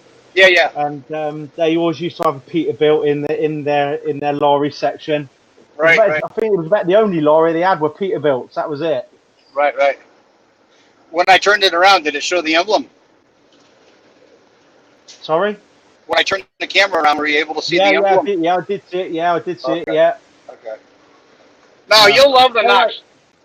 I don't want to keep you too long while you're driving, because it would be bad on my conscience if anything was to happen while you were talking to me. So, but I'm in the slow lane. It's on a magnet mount. But I will pop over to your channel and give you a subscription. I look forward to looking at some of your videos. So, hey, let me just say one thing before I go. Yeah. Like I said, I was telling them earlier when you had your headphones out. Start with your machine on 17. You don't have to run 25. You can, if you think you hear something, then you can turn it up. The plus and minus on both sides of the main control will always do your sensitivity, no matter what your last screen was. Right. Okay. And And the only other thing was, me and Jeff, Santa Claus, I don't know if you saw my other video, we will be going live from the boat shed on Christmas Eve, and we'll probably be giving away, at this point, we're looking at probably at least 4 or 5 gift cards to try to help people with their, Christmas dinner at least. $25 will probably be the smallest one. Yeah, well, that's good. That's good. It'll be like the Wheel of Fortune. You pick your card, and that will determine how much money's in it. So. Yeah, well, that's good. That's good of you. Well done. Right, well, thank for you coming for having on me anyway. On. Yeah, I no problem. love watching your stuff. I don't always comment, but I watch them all. Well, I'm a new and up-and-coming YouTuber. I've only been detecting for a year. I've only been on YouTube since about February, so it's what I call a work in progress, and I've got a long way to go yet. But with people like you watching and giving good words of advice and comments like that, I can only get better. So thank you very much. Well, and Mama, keep your chin up, girl. Maybe we'll get to hunt with you this summer. Yeah. So okay, thanks for popping on, River Sticks. Take it easy, drive safe. You too. Thanks. And a Merry Christmas to you. Merry Christmas to you and your whole family. Thank you very much. All right, bye-bye. Bye. So there we go. We had River Sticks there for coming on. Then we've only got 6 in the chat now. Everybody's fucked up. Well, it's a good job that I wasn't going to do a giveaway. I said I was only going to do a giveaway if I got enough in the chat. We've got 8 now. Oh, we got Detector Kev on. Thank you, Breda. That means a lot. It really does. It's when you get people that are always giving good comments on your videos, giving you lots of support and all that, and it's obviously well documented in one of my videos. I do suffer with my inner demons. Luckily, I haven't been in that place since that video. I had a lot of great support of my family, and with some people, they're in a worse place than me, especially at the moment when they can't get out and see their families because of this whole lockdown bollocks. But I've been in various communities for different hobbies. I've been into collecting DC and Batman figures, and I've been on various groups with like that. And this is the best community that I've been in. Hand on heart, that is the honest truth. There was so many people out there that give you support. Even if they give you constructive criticism. If you're doing something, you could do improve. They'll put it on there, but they won't actually, they won't slag you off for it.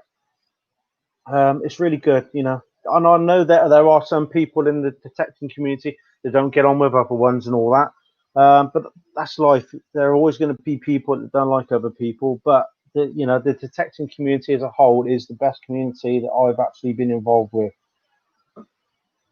And it's because of the likes of you lot that are in this chat room now, those that subscribe to me that aren't in here at the moment, that always comment on my things. It's because of you that I keep going. I like getting out there. I'd be happy just to go out, swinging the detector, and just seeing what I can find. But making my videos is my way of interacting with you lot, and it feels like you're actually tagging along. And when I'm showing something to the camera, it's like showing you lot over my shoulder. Hey, look what I got. Sort of. That's why I do it. And obviously, my early videos, they were a lot of crap in it. Don't get me wrong, I'm still digging a lot of crap. There's only so much crap you can put in a video before people get bored. So I tend to try to keep all the good stuff, add a little bit of crap in there so people know that it's not all good stuff, because you do see a lot of videos out there where they're finding Roman, silver, even the gold and all that.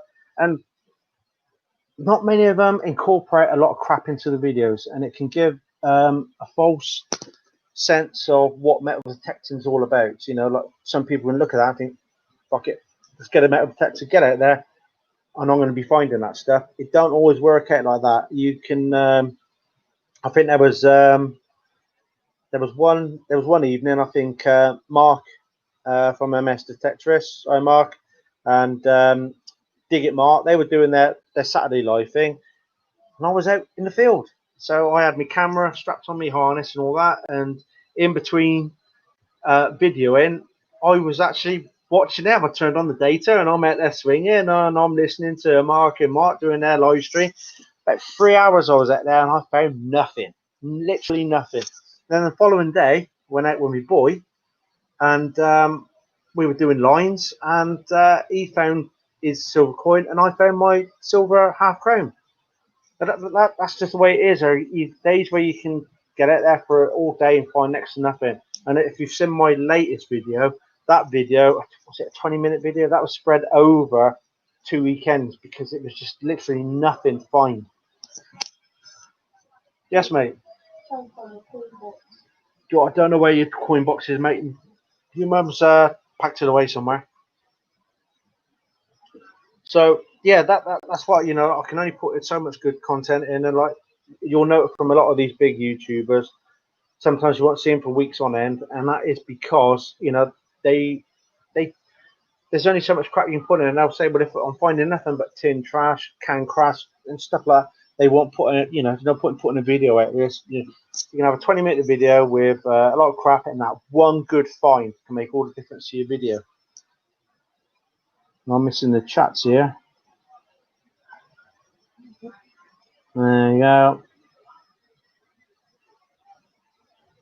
Cool. Does anybody else want to come on? What time is it now? It's only 10 to, well, just gone 9:45.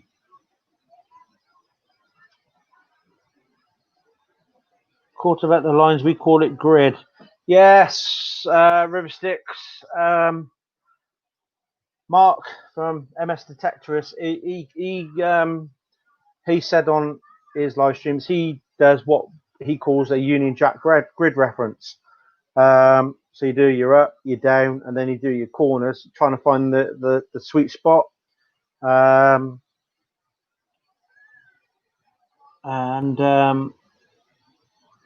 what he does. He finds a sweet spot. You get other people that do like a random until they get a good signal, and then they'll just circle around that to find it, then they move on. On the last field I did, it was literally straight out of my housing estate, straight across the main road, and I'm into my permission, my main permission. And then basically I just started doing lines and then gradually worked across. And then when it comes to the end of me digging time, then I pull a marker up, go home. Next time I'm out, come up by my marker, and I start doing lines again. And it was literally that one time, literally watching Mark, and it was like nothing in that area of the field. But that's what you are going to get sometimes. You're going to get areas of the field where there won't be anything in, and then all of a sudden you hit that good spot, and then you'll end up like my boy Aaron finding his silver. I found my silver, and then I think the following day, then I had that silver half crown. You get fields like that, and then obviously the last 2 weekends I've been out with my dad. I've travelled an hour to get to him. We've gone out, and they've been out that much. I swear they've literally ripped everything out of the ground. They really have. But I found that silver. Hang on, here we go. My wife's kindly moved all my stuff now. She knows to do my live stream from here, so I've got a little shelf down here, and it's got all my boxes and stuff like that in. So my best find, like this might be a joke to some people. My best find of that day. There you go. There you go. A beaver tail ring pull intact. That is a treasure. That I've never found one intact. Really haven't. So I'm keeping that one. And then obviously we had that silver band, like a little christening band. And the trouble was, I found that early in the morning, and then the rest of the day was crap. Now, if we'd have found, found that around about halfway through the day, it would have given you that kick on to do a little bit more. But it really did. It really did start to get disheartening towards the end of the day. Send link. Right, we got somebody wants to come on. Hang on there, Mark. Here we go. Even get Terry on if he wants to come on. Even Naked Detector Kev. Let's get the usual suspects on, shall we?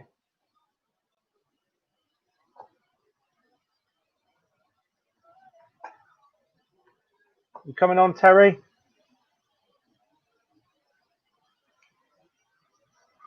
A vintage ring point. It was Kev. It really was. There we go. We got him in the back room. There he is. No, mate, you're all right. Yeah, and we're after 9 o'clock now, so you can use your bad language. Oh, fucking hell, great. Aaron, you're not watching it, are you, Aaron? No, fuck off. No.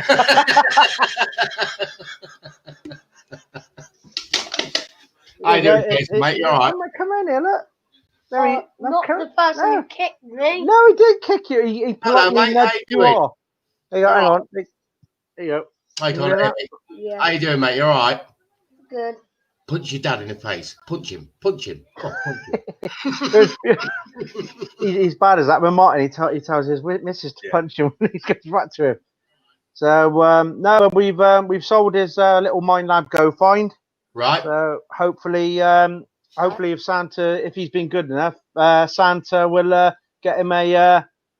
I Kev will bring in a second. Hopefully he'll get the Noctamacro MIDI Horde was what we were looking at. So. And just take off that. It could get echoing. Right then, mate. Because there'll be bad language there. So, all right. Say goodbye to him. Cheers, mate. See you later, buddy. Right, fuck off. Ching ching. Ching ching. All right, there you go. Ching ching. Oh, Like I said, I don't believe in anything on my channel. No promotion whatsoever. It's the fucking ring. Back in it. What's happening there? I said what? Kev, turn back round. Turn back round. That's like that woman from the ring. You want us to creep up behind you now? Just roll out the fucking telly. They say she looks like the woman from the ring. Yeah. Has she moved? Has she moved? Samara. Has she moved? Bye, Tamara. How you doing? Don't go shy. For fuck's sake. Hey, She's hiding. Kev, you got a bargain on that pewter, mate, didn't you? Sorry, let's come in the centre screen. Here we go. Oh, yeah. I had a look today. It wasn't nothing cheap. It was all like... Does the church know it's missing? I got another 2 loads coming, so... Does the church know it's missing? Your wife did tell me. Oh, I have to move into the other room. Which screen's better? That one or that one? No, do the other one, Jason. It's a lot better. That's it, mate. Yeah. There you go. Hey, Kev's under me now. Yeah. Story of your life, mate. Everyone's live. Yeah.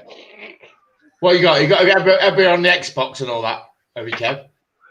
No, they're all just going to bed and they're sort of embarrassable. Yeah. I've been relegated to the kitchen. What game do you play on the Xbox, Kev? Well, at the minute I'm playing the new Call of Duty on which is badass.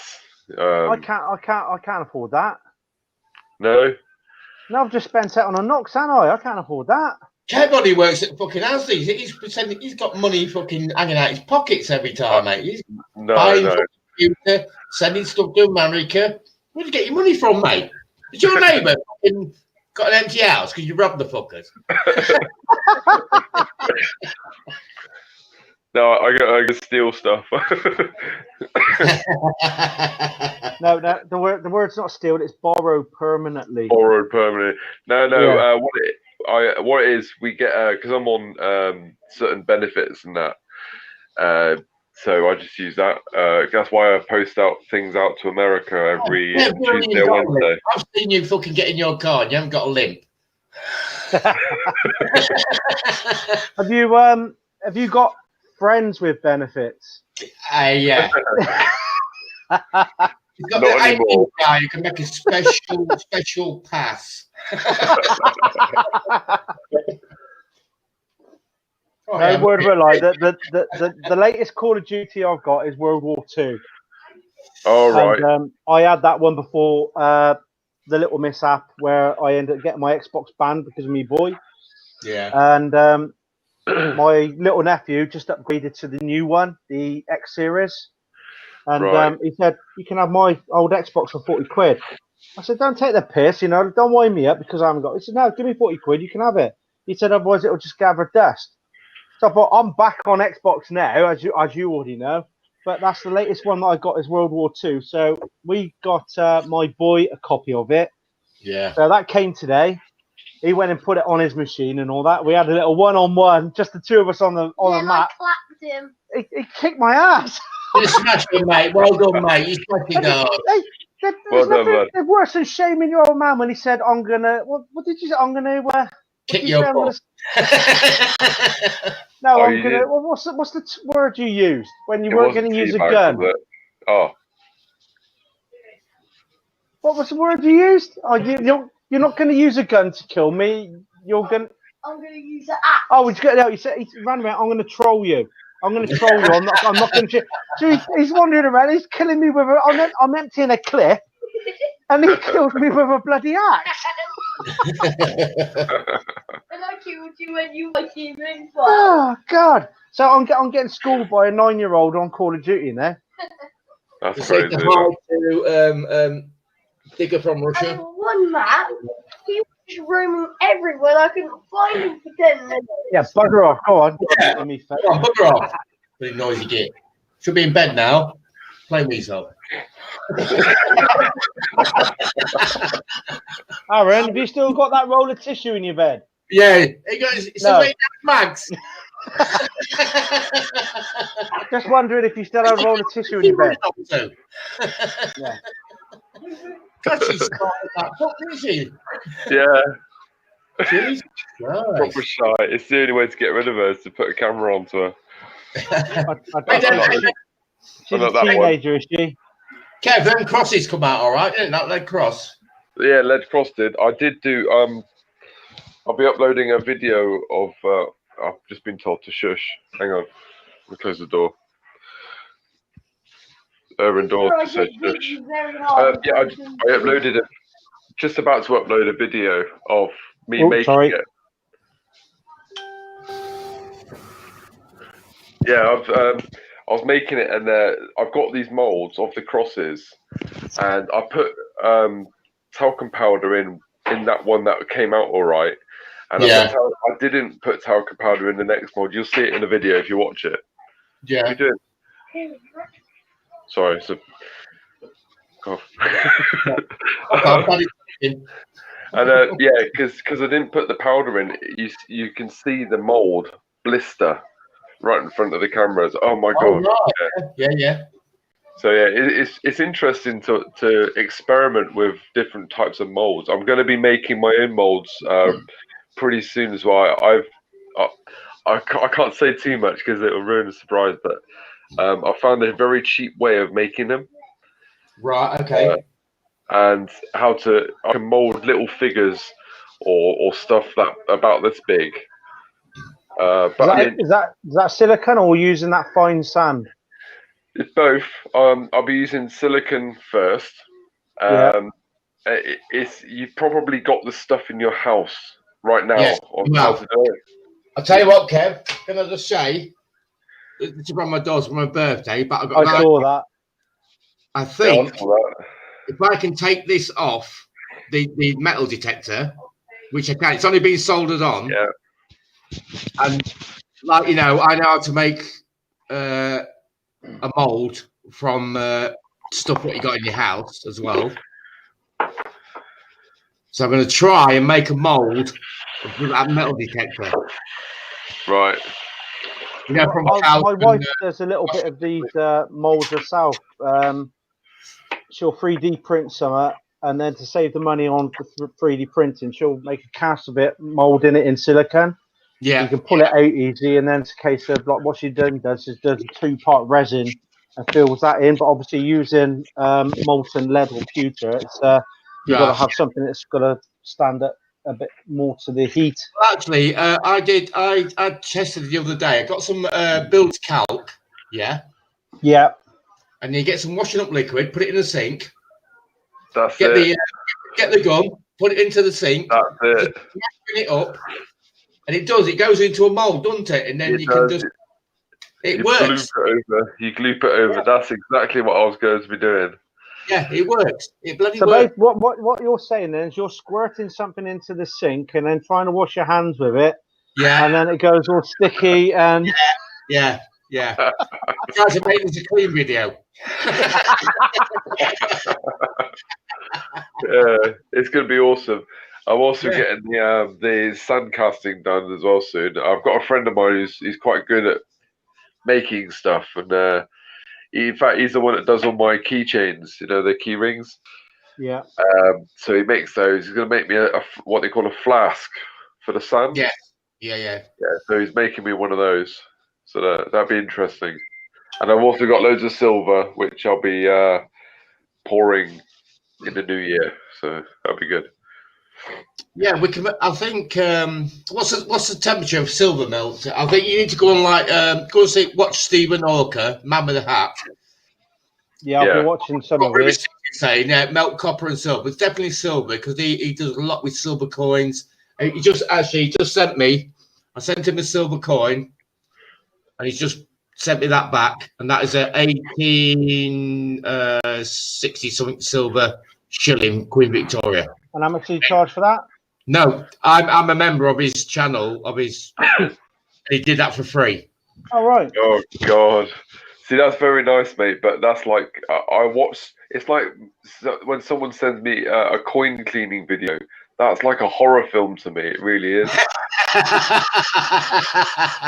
swear to God, I saw someone using Coca-Cola once on a copper coin. And I nearly fainted. It's like, oh. No. So when someone makes it into a ring, obviously it's a really nice ring. Don't get me wrong. I'm not saying that. Yeah. But when I see somebody defacing a coin, it's like. My wife asked me if I wanted a coin cleaning pencil kit for Christmas. Yeah. And like, I'm thinking, well, no, it's come out the ground. You give it a bit of a clean with warm soapy water to just to get any of the dirt off. That's it. That's it. That's it. Yeah, leave it at that. Because Mark, you had somebody on your channel once, didn't you? That cleaned up their coins, but they gave like a polished coating on it. Was it Pomsey? It was, wasn't it, Pomsey? I don't know, but I've done a video where I've used it's mother's polish, and I use a Dremel with a really soft pad, what you buy. Yeah. And I've cleaned up, like the florins, what you find. Yeah. I've cleaned up them with the Dremel. Honest, Kev, they came up fucking beautiful. Where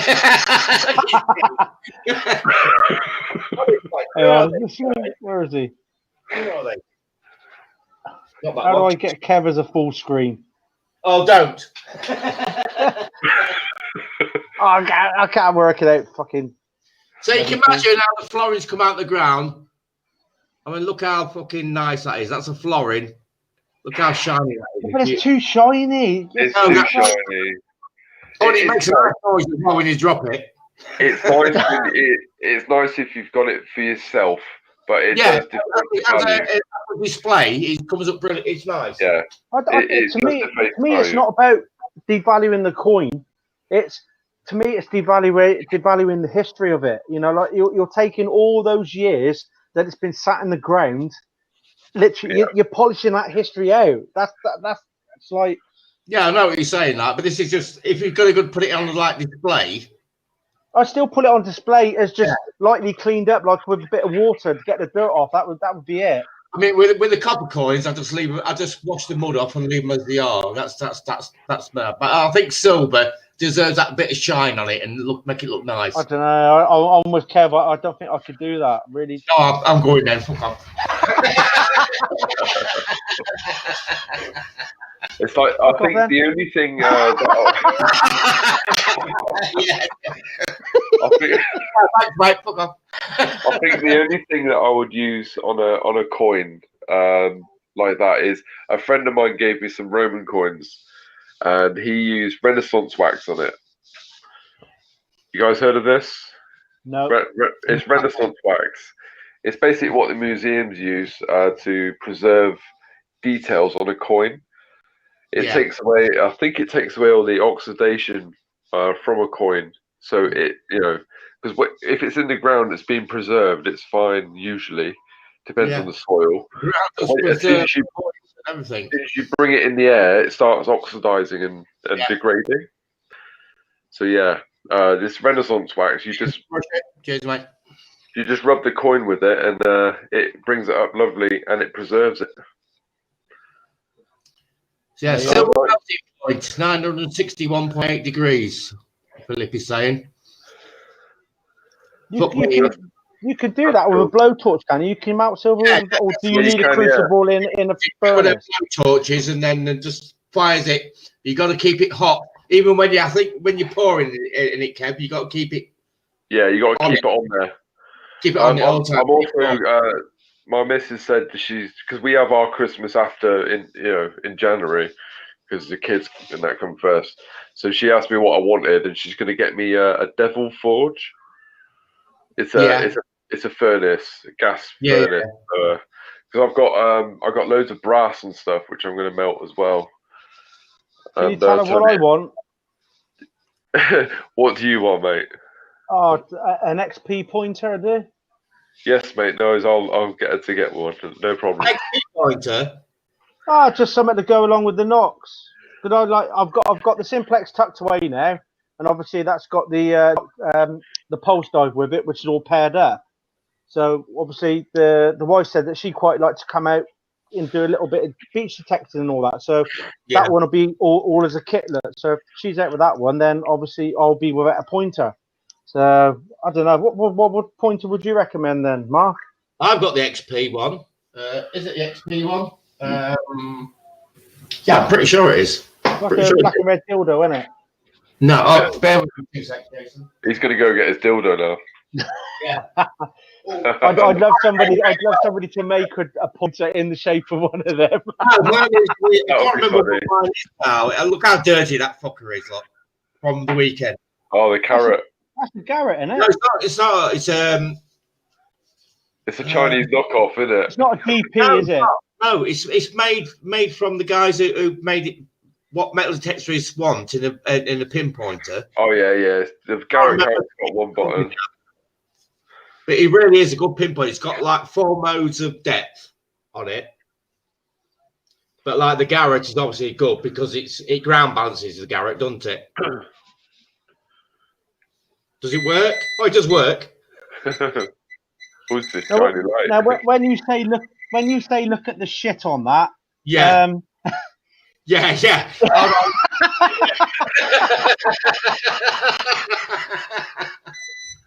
Oh dear. If you push it up too far, it picks up on your artificial hip, doesn't it? There's a bit of a tag on there.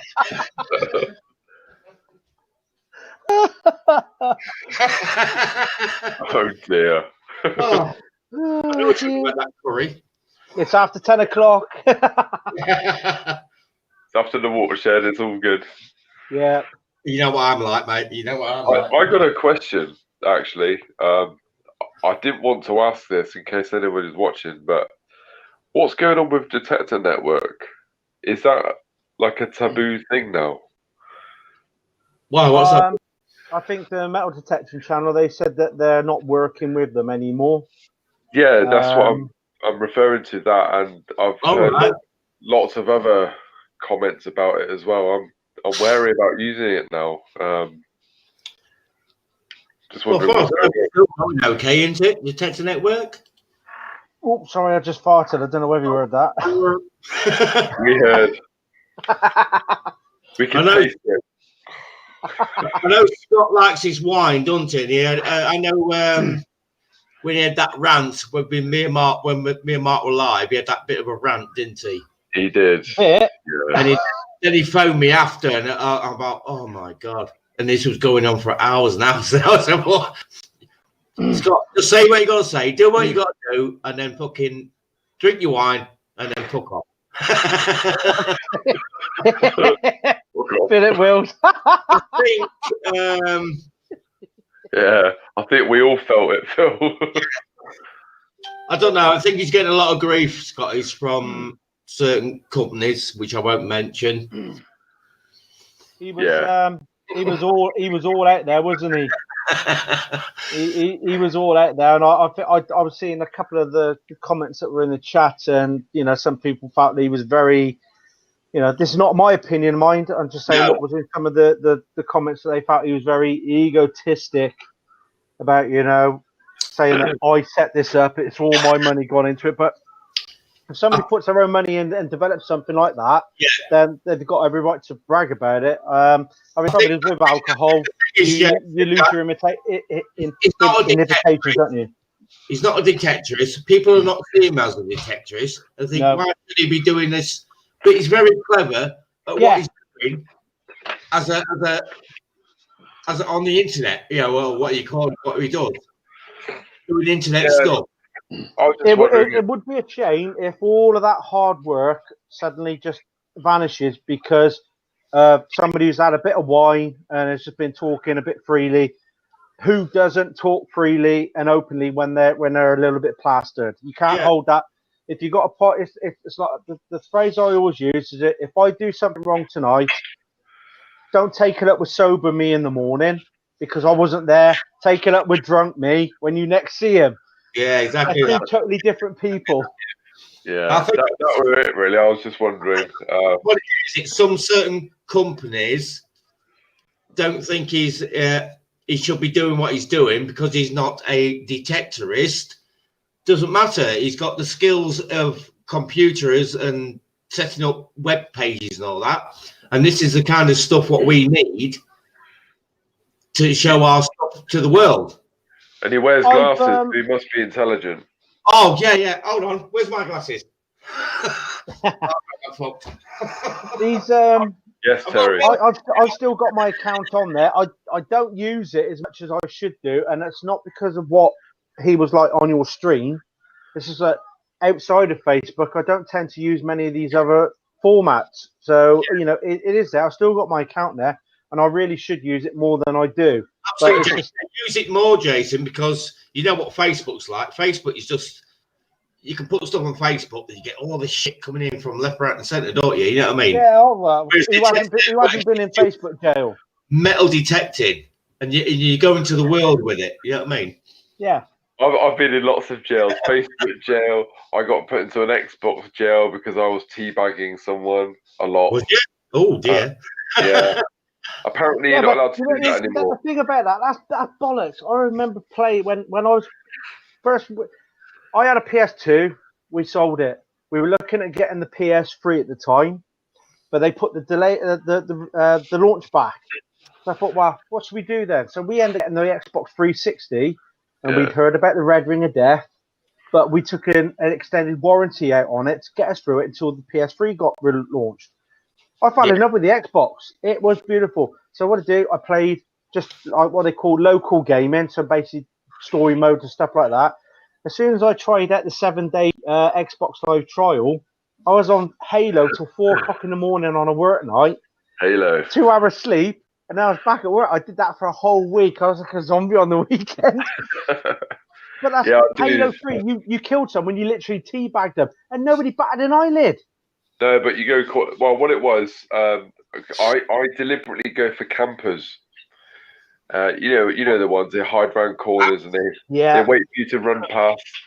Well, I deliberately target those people and I go after them. And when I've killed them, and I do kill them well, I just start teabagging. As you do, and then I got reported. On Modern Warfare 2. There's the one map that was on like a long grassy meadow with like an underground bunker. And they always used to have a spawning point in the underground bunker. So what we used to do is we used to nip over to the far end of the map and we used to stick a claymore. You used to wander around and you got there was like a green flare, weren't they, where somebody picked their respawn. So we used to put a claymore there. When you bumped them off and all that, and the next minute you just get this alert where you've got another like 100 points because you just killed someone that just respawned. Indiana Tones, how you doing, mate? Oh. It's easy to miss the chat when you're in a when you keep. Is Terry coming on? Terry, are you going to come on? Terry was in the chat, wasn't he? Come on, Terry. He's there, look. I think I've just woken the little one up. Have you been a naughty boy? She's 4, and it's like when she wakes up, she screams the place down. Like, how old is she? 15. no, not that one. Yeah. This is the 4-year-old. She's called Khaleesi, and she's ever a bit like the Dragon Queen. Oh, River Styx, yeah. America's Army. I remember watching a friend of mine play that when broadband first came about. I thought it was amazing. He never used to let me have a go. Mind you, I was always drunk, so yeah, I could never play it anyway. But yeah, it's a really good game. That is that still about? I don't know. Army. It was It really might good. well be. Not one I've come across. Yeah, no, it's when broadband first came about. What's that? Broadband. Yeah, I'm still on dial-up. Lined up. Fucking kids in the background going, "Come on, why not?" Are you sure you're not in Terry's house? I tend to play a lot of PUBG now. PUBG. Didn't they make Minecraft? No, I don't know. I know that. I think PUBG came out and then Fortnite came off, but Fortnite took off a lot better. I meant Fortnite, yeah. But PUBG is like an adult version of Fortnite where you don't have to mess around trying to knock down trees to build a bloody ramp or... Do you know what, the kids have got Fortnite. I had to go. It's like, I just didn't get it. I don't get it. I'm struggling to run around trying to aim at stuff without actually building a hut. Yeah, these people. I remember playing it. All these kids, they're good at it, and I'm there. I've got this big badass gun walking around, you know, and suddenly they've built a house around me without me knowing, and it's like, what? And I'm dead. Like, what a stupid game. And then you can slip into the edit mode of that wall, but you're trying to add a door and you don't know how to bloody get out, so you end up just knocking your shit out of it anyway. I just turn it off. It's like, off. I just say fuck off. Can't come on. He's helping this boy fix a PC. Apparently, I think he said. Oh, if it's anything like sending PC. mail out, it won't work. Terry's fixing a PC. Bloody Robert, he hasn't been on live for quite a while. Robert Hunter. Oh, Rob, you coming on, mate? He's got horrible green headphones. I won't kick you off, I got mate. pink headphones. You can come on my stream without fear of getting booted off. I'll just boot him off when he comes. As soon as he comes on, Jason, just boot him off. Come on, Robert. Come on. They're like bloody. I don't know. They're like he's got wearing a couple of fucking cabbages, isn't it? No likey, no lighty. Come on. You got any Americans on, Jason? We had River Styx was on earlier while he was driving his big truck. Yeah, that's what I did. Is Digging Brit on? Yeah. You mean Rob Random? Yeah. Oh, Indiana Tones. Did you want to come on? Yeah, Indiana Tones. We're all friends here. You can come on. I've been a subscriber of it for a long time now. Just whack your link up, Jason, and then click straight on it, can't they? Come on, Rob. You can. Hang on. Let me put the link on. Rob, if you want to come on, we'll help you get through the stress. And Indiana Tones. Indiana Tones is just getting on his computer. Right, Aaron, you got to. It's what time is it now? It's 20 past 10, mate. It's time to go to bed. All right. Watching his YouTube, he is. Yeah, that's why he watches. That's why he watches these Americans that like are big YouTubers. They got money to flash around and all shit like that. Oh yeah. My kids watch all that stuff. I tell you, is a good channel to watch is I can't remember who they are. Hang on. Well, you're not telling us fuck all, then, are you? No. Oh my god! It's because I've had a beer. I can't remember. Basically, they go around. They find all these. All they do is find American Civil War relics. It'll come to me in a bit, but they're freaking awesome. They found an entire musket rifle barrel, which what are they called?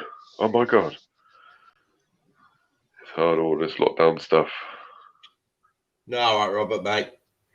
Look after yourself, buddy. Yeah, who's in tier 4 then? Is Terry in tier 4? Is he? He said something about that new strain that was coming up by him. Oh, Terry is in tier 4. I think he is. Too. I don't know whether he said he was in tier 4 or whether he said they had that new strain literally coming into the area where he was. London's tier 4, isn't it? It's London and southeast area, isn't it? Yeah, yeah. I'm in the southwest, so we're safe here. I'm in tier 1. Are you? Yeah. Get off. No, tier 1. Herefordshire's tier 1. Oh, it is, I'm in tears because I've had to come on here. The thing is, you got Herefordshire's in tier 1, right? And then across the border in Wales, they're in a full fucking lockdown. And they're wondering how they did the maths. You know, how can you have a tier 1 area next to a tier 4 full lockdown? Well, it doesn't matter anyway, because by the sounds of it, we're all going into a national lockdown anyway after Christmas. I'd say so. They should have just done that for Christmas anyway, rather than giving people hope, saying, yeah, you've got 5 days to go and mingle with, 2 other households and all that. And then literally just before Christmas, they snatch it away from you. Do you see them idiots at London trying to escape the night before? Some of them are coming up our way because obviously we're in tier 1, and some of them have got second homes up this way. They're coming up to the Forest of Dean area. They've been reported to get into. Oh yeah, that literally is in the area where I used to come from, so it's not that far from here. Oh, I was talking to a customer week before last. And they come and ask you whether whatever. Oh, that's it. He was looking for pate. So yeah, come with me. So and all that. I was taking him around the store, and he was telling me his life story as they always do. He told me that he travelled down from Brum the night before. And it's like, well, why are you here? That's like Birmingham, and then you've got North Devon. It's a long way. Surely that's not right, is it? Yeah, that's not right, is it? Yeah. Oh, I've had it all. I am the vomit king in our store. It's like if someone pukes up, they call me, and I get sneezed on, coughed on. Oh. Are you the COVID cleaner then? Are you? I am the COVID cleaner. But I've CC. It's like River Styx just said there. Then it's like I've been sneezed at and coughed on, and I'm still alright. Touch wood. Yeah, that's it. As long as you can go out metal detecting, we don't give a fuck what tier it is. As long as you go out metal. Exactly. Well, I'll tell you what, Kev. If somebody coughed at me and sneezed on me, I'll tell you what, I'd just plant my head on their nose. Yeah, exactly. I'd punch them in the fucking face. Oh, no, they're not doing it on purpose. Like it's like. Oh, but no. But the fact is that if they're out shopping or whatever, then they should have a mask on. Yeah. And I know I'm telling you that anyone who knows me, you cough or sneeze on me, I'll tell you what, I'm going to plant my head on you. No qualms about it. You see my nose? Fucking that way. We're in tier 1, but we pretty much cancelled Christmas here. Where my mother-in-law and father-in-law are not coming down. We've got Indiana Tones is in the green room. I'll bring it in a sec, mate. And then we were going to go over to see my dad, but my dad's literally like 45 minutes away, but he's in tier 2. Yeah. So of course they've given this, it's advisable if you don't mix tiers. So I said to him, well, I don't want you getting done, and I don't want to get done, so we'll just knock it on the head for Christmas. I said, over Christmas period, I'll still meet up with you, and we'll go metal detecting, and I'll just meet you in the field. Yeah, fucking too right. Yeah. Here we go. We got Indiana Tones. Yo! Hey. Cheers. Cheers. Cheers. Ching, ching. Ching, ching. Ching, ching. How's it going? Some more in a minute. You notice I'm using a glass these days. You notice that? Yeah, Kev. What happened to the actual Carling can? Well, someone on the chat said, "Oh, how classy he's drinking out of a can." I thought, well, I've got no choice. Look at the size of that can. It's not the size that matters, mate. No, but my gaffers and where it said, what drink do you want for Christmas? I said, I'll have some like IPA sort of stuff. And they get me little Coke cans. Well, what's the point of that? Jason, what's that one? What is that? Is that a little special? It's Brewdog. How is it? Hey, you got any cream for that? It's good stuff. I'll tell you what, it's good stuff. Alvis juice. Yeah, I Thank guess you very much. mate. I'll tell you what, I'm in my 40s now, and like this sort of stuff, I wouldn't touch as a kid. This IPA. 50s. I feel like I'm in my 50s. the hat for you. There you go, hey Kev. We got a matching haircut tonight. Look. I know. I'm like a solar panel under this light. There you go. The mustache is gone. There's no power coming out of that fucker.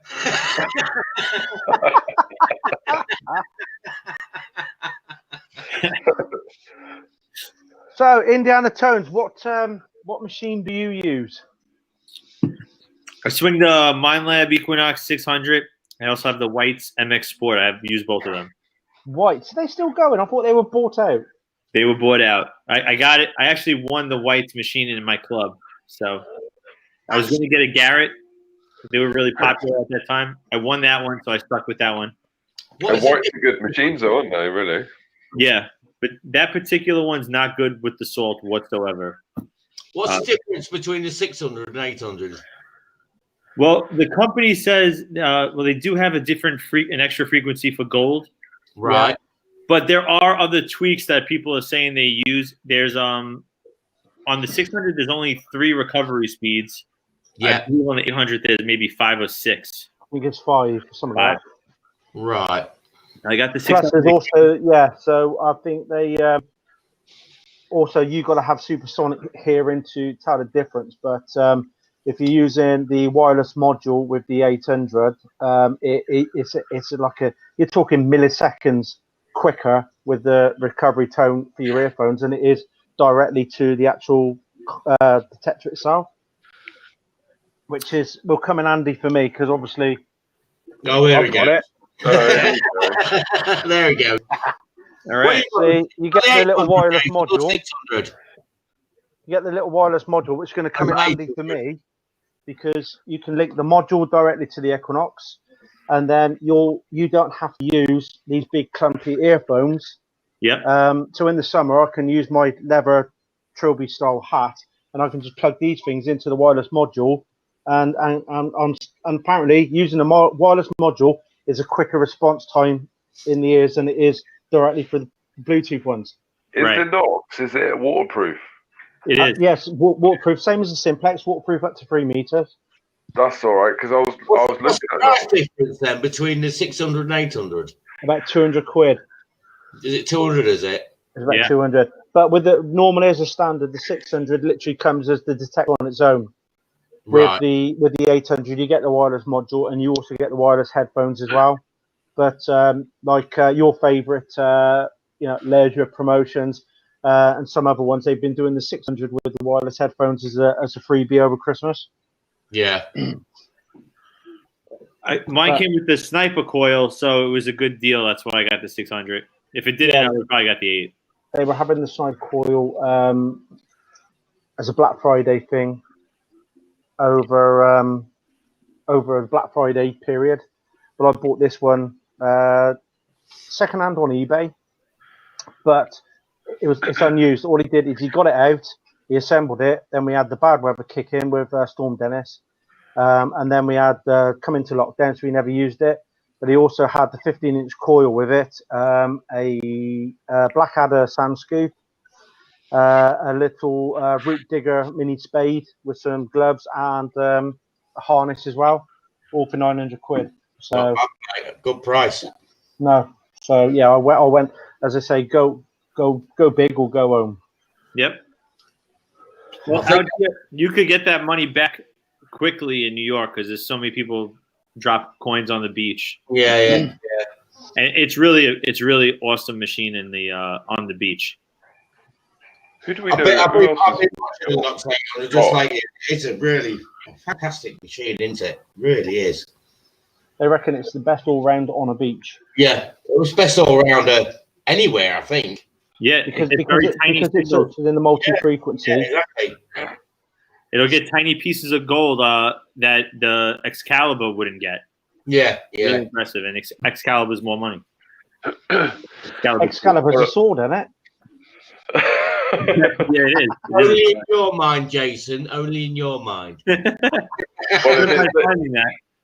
if it's looking for hammies, I've been given the call. We literally got about 5 minutes left, and then on a call at a time because there's something on telly to watch. Porn. Plus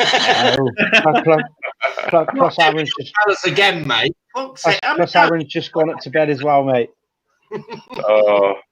Bit of load although he's not at school, he is suffering with a bit of a cold, and if he gets up suffering with that because of lack of sleep, then it makes him grumpier. So we've got about 5 minutes, and then we'll call it a day. That's sound, mate. Sound.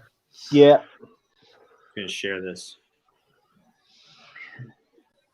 Indiana Tones, whereabouts are you, mate? I'm in New York City, one of the boroughs, Staten Island. Never mind.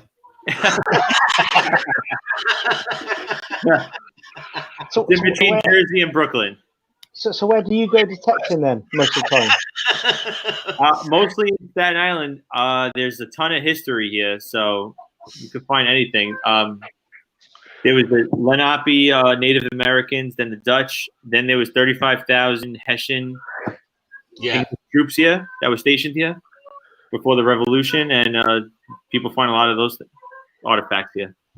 So your laws are a bit different to our laws anyway, aren't they? Over there, you can just go more or less anywhere, can't you? I think. Well, it's free. You just have to file a permit for the parks. You set the picture in, you get it.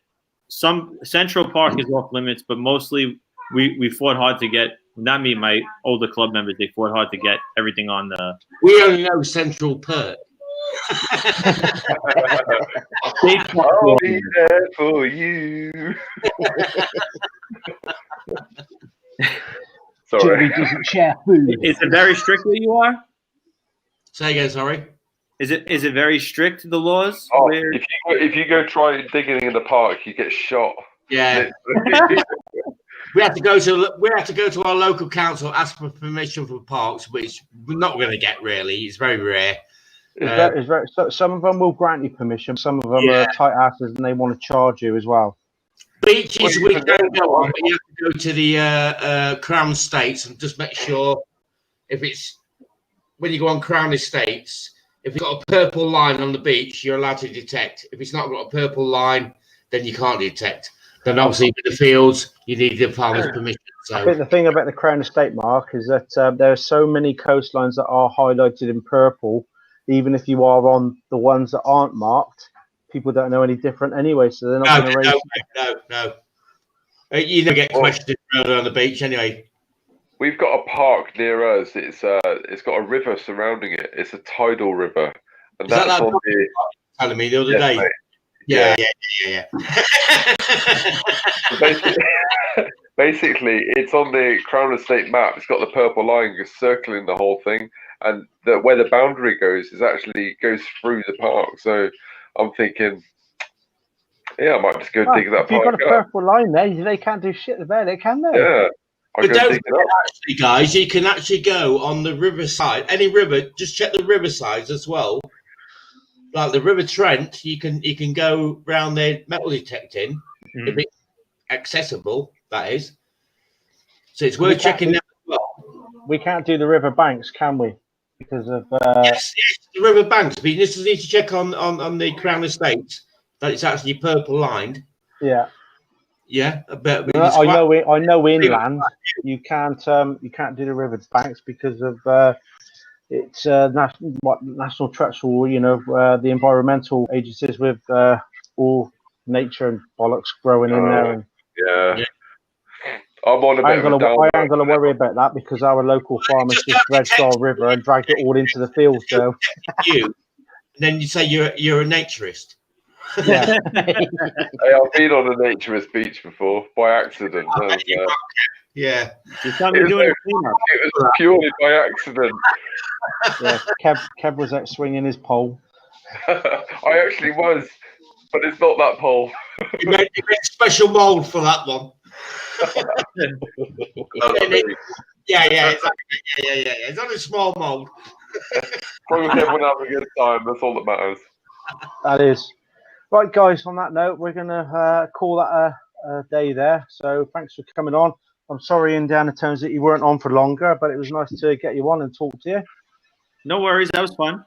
And we can all wave like the Brady Bunch now. Hey! Indiana Tones, what's your first name? Lewis. Lewis. Okay. Nice to meet you, mate. Nice to meet you. Thanks for coming on. Thanks for coming on, Mark. Thanks for coming on, Jason. Kev. Yeah, fuck off. We'll see everybody on the next.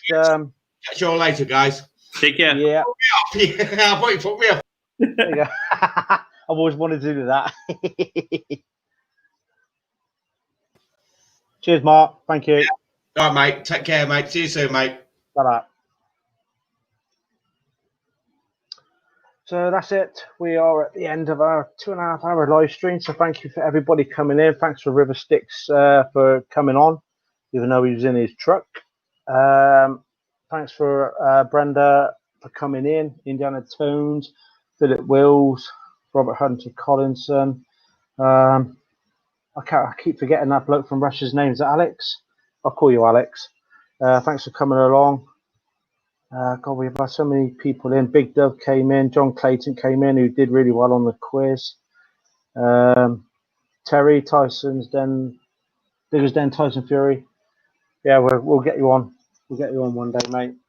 But don't worry, like you're doing stuff at home. That's fair enough. So yeah, thanks for coming along. Like I said, last time I did one of these, I did plan on doing one every Monday, but when people do things regularly, it can become a bit boring. So I will do it as and when I feel the mood takes me, and we'll have some fun. We'll have like a bit of a quiz or whatever, and then we'll have a bit of a chit chat afterwards. But no, it's been great having you on. Thanks for all your support. And like I said earlier, I said of various hobbies that I've been involved with. What's that? Give me a quick question from the quiz. It's just for you, Philip. Running over. Who plays the Grinch in the 2000 film How the Grinch Stole Christmas? There you go, Philip. You can answer that one. Yeah, like I said, I've been involved in various hobbies. I've been in lots of them, like model building, collecting action figures and stuff like that. And they all have their little communities. But yeah, well done, you got it right. Oh, Aaron from South Coast Detecting. I'm just about to go off, mate. I have to say that the metal detecting community by far is the best one that I have been involved with. There's lots of you out there that offer support to everybody else, whether they're new, whether they're advanced detectors trying out a new machine. 90% of you, you're always there for support. You don't slag off other users. You don't slag off what their particular machine they use. Everybody's got their own preference, but it's by far the metal detecting community feels like a second family, and it's great to be part of. It really is.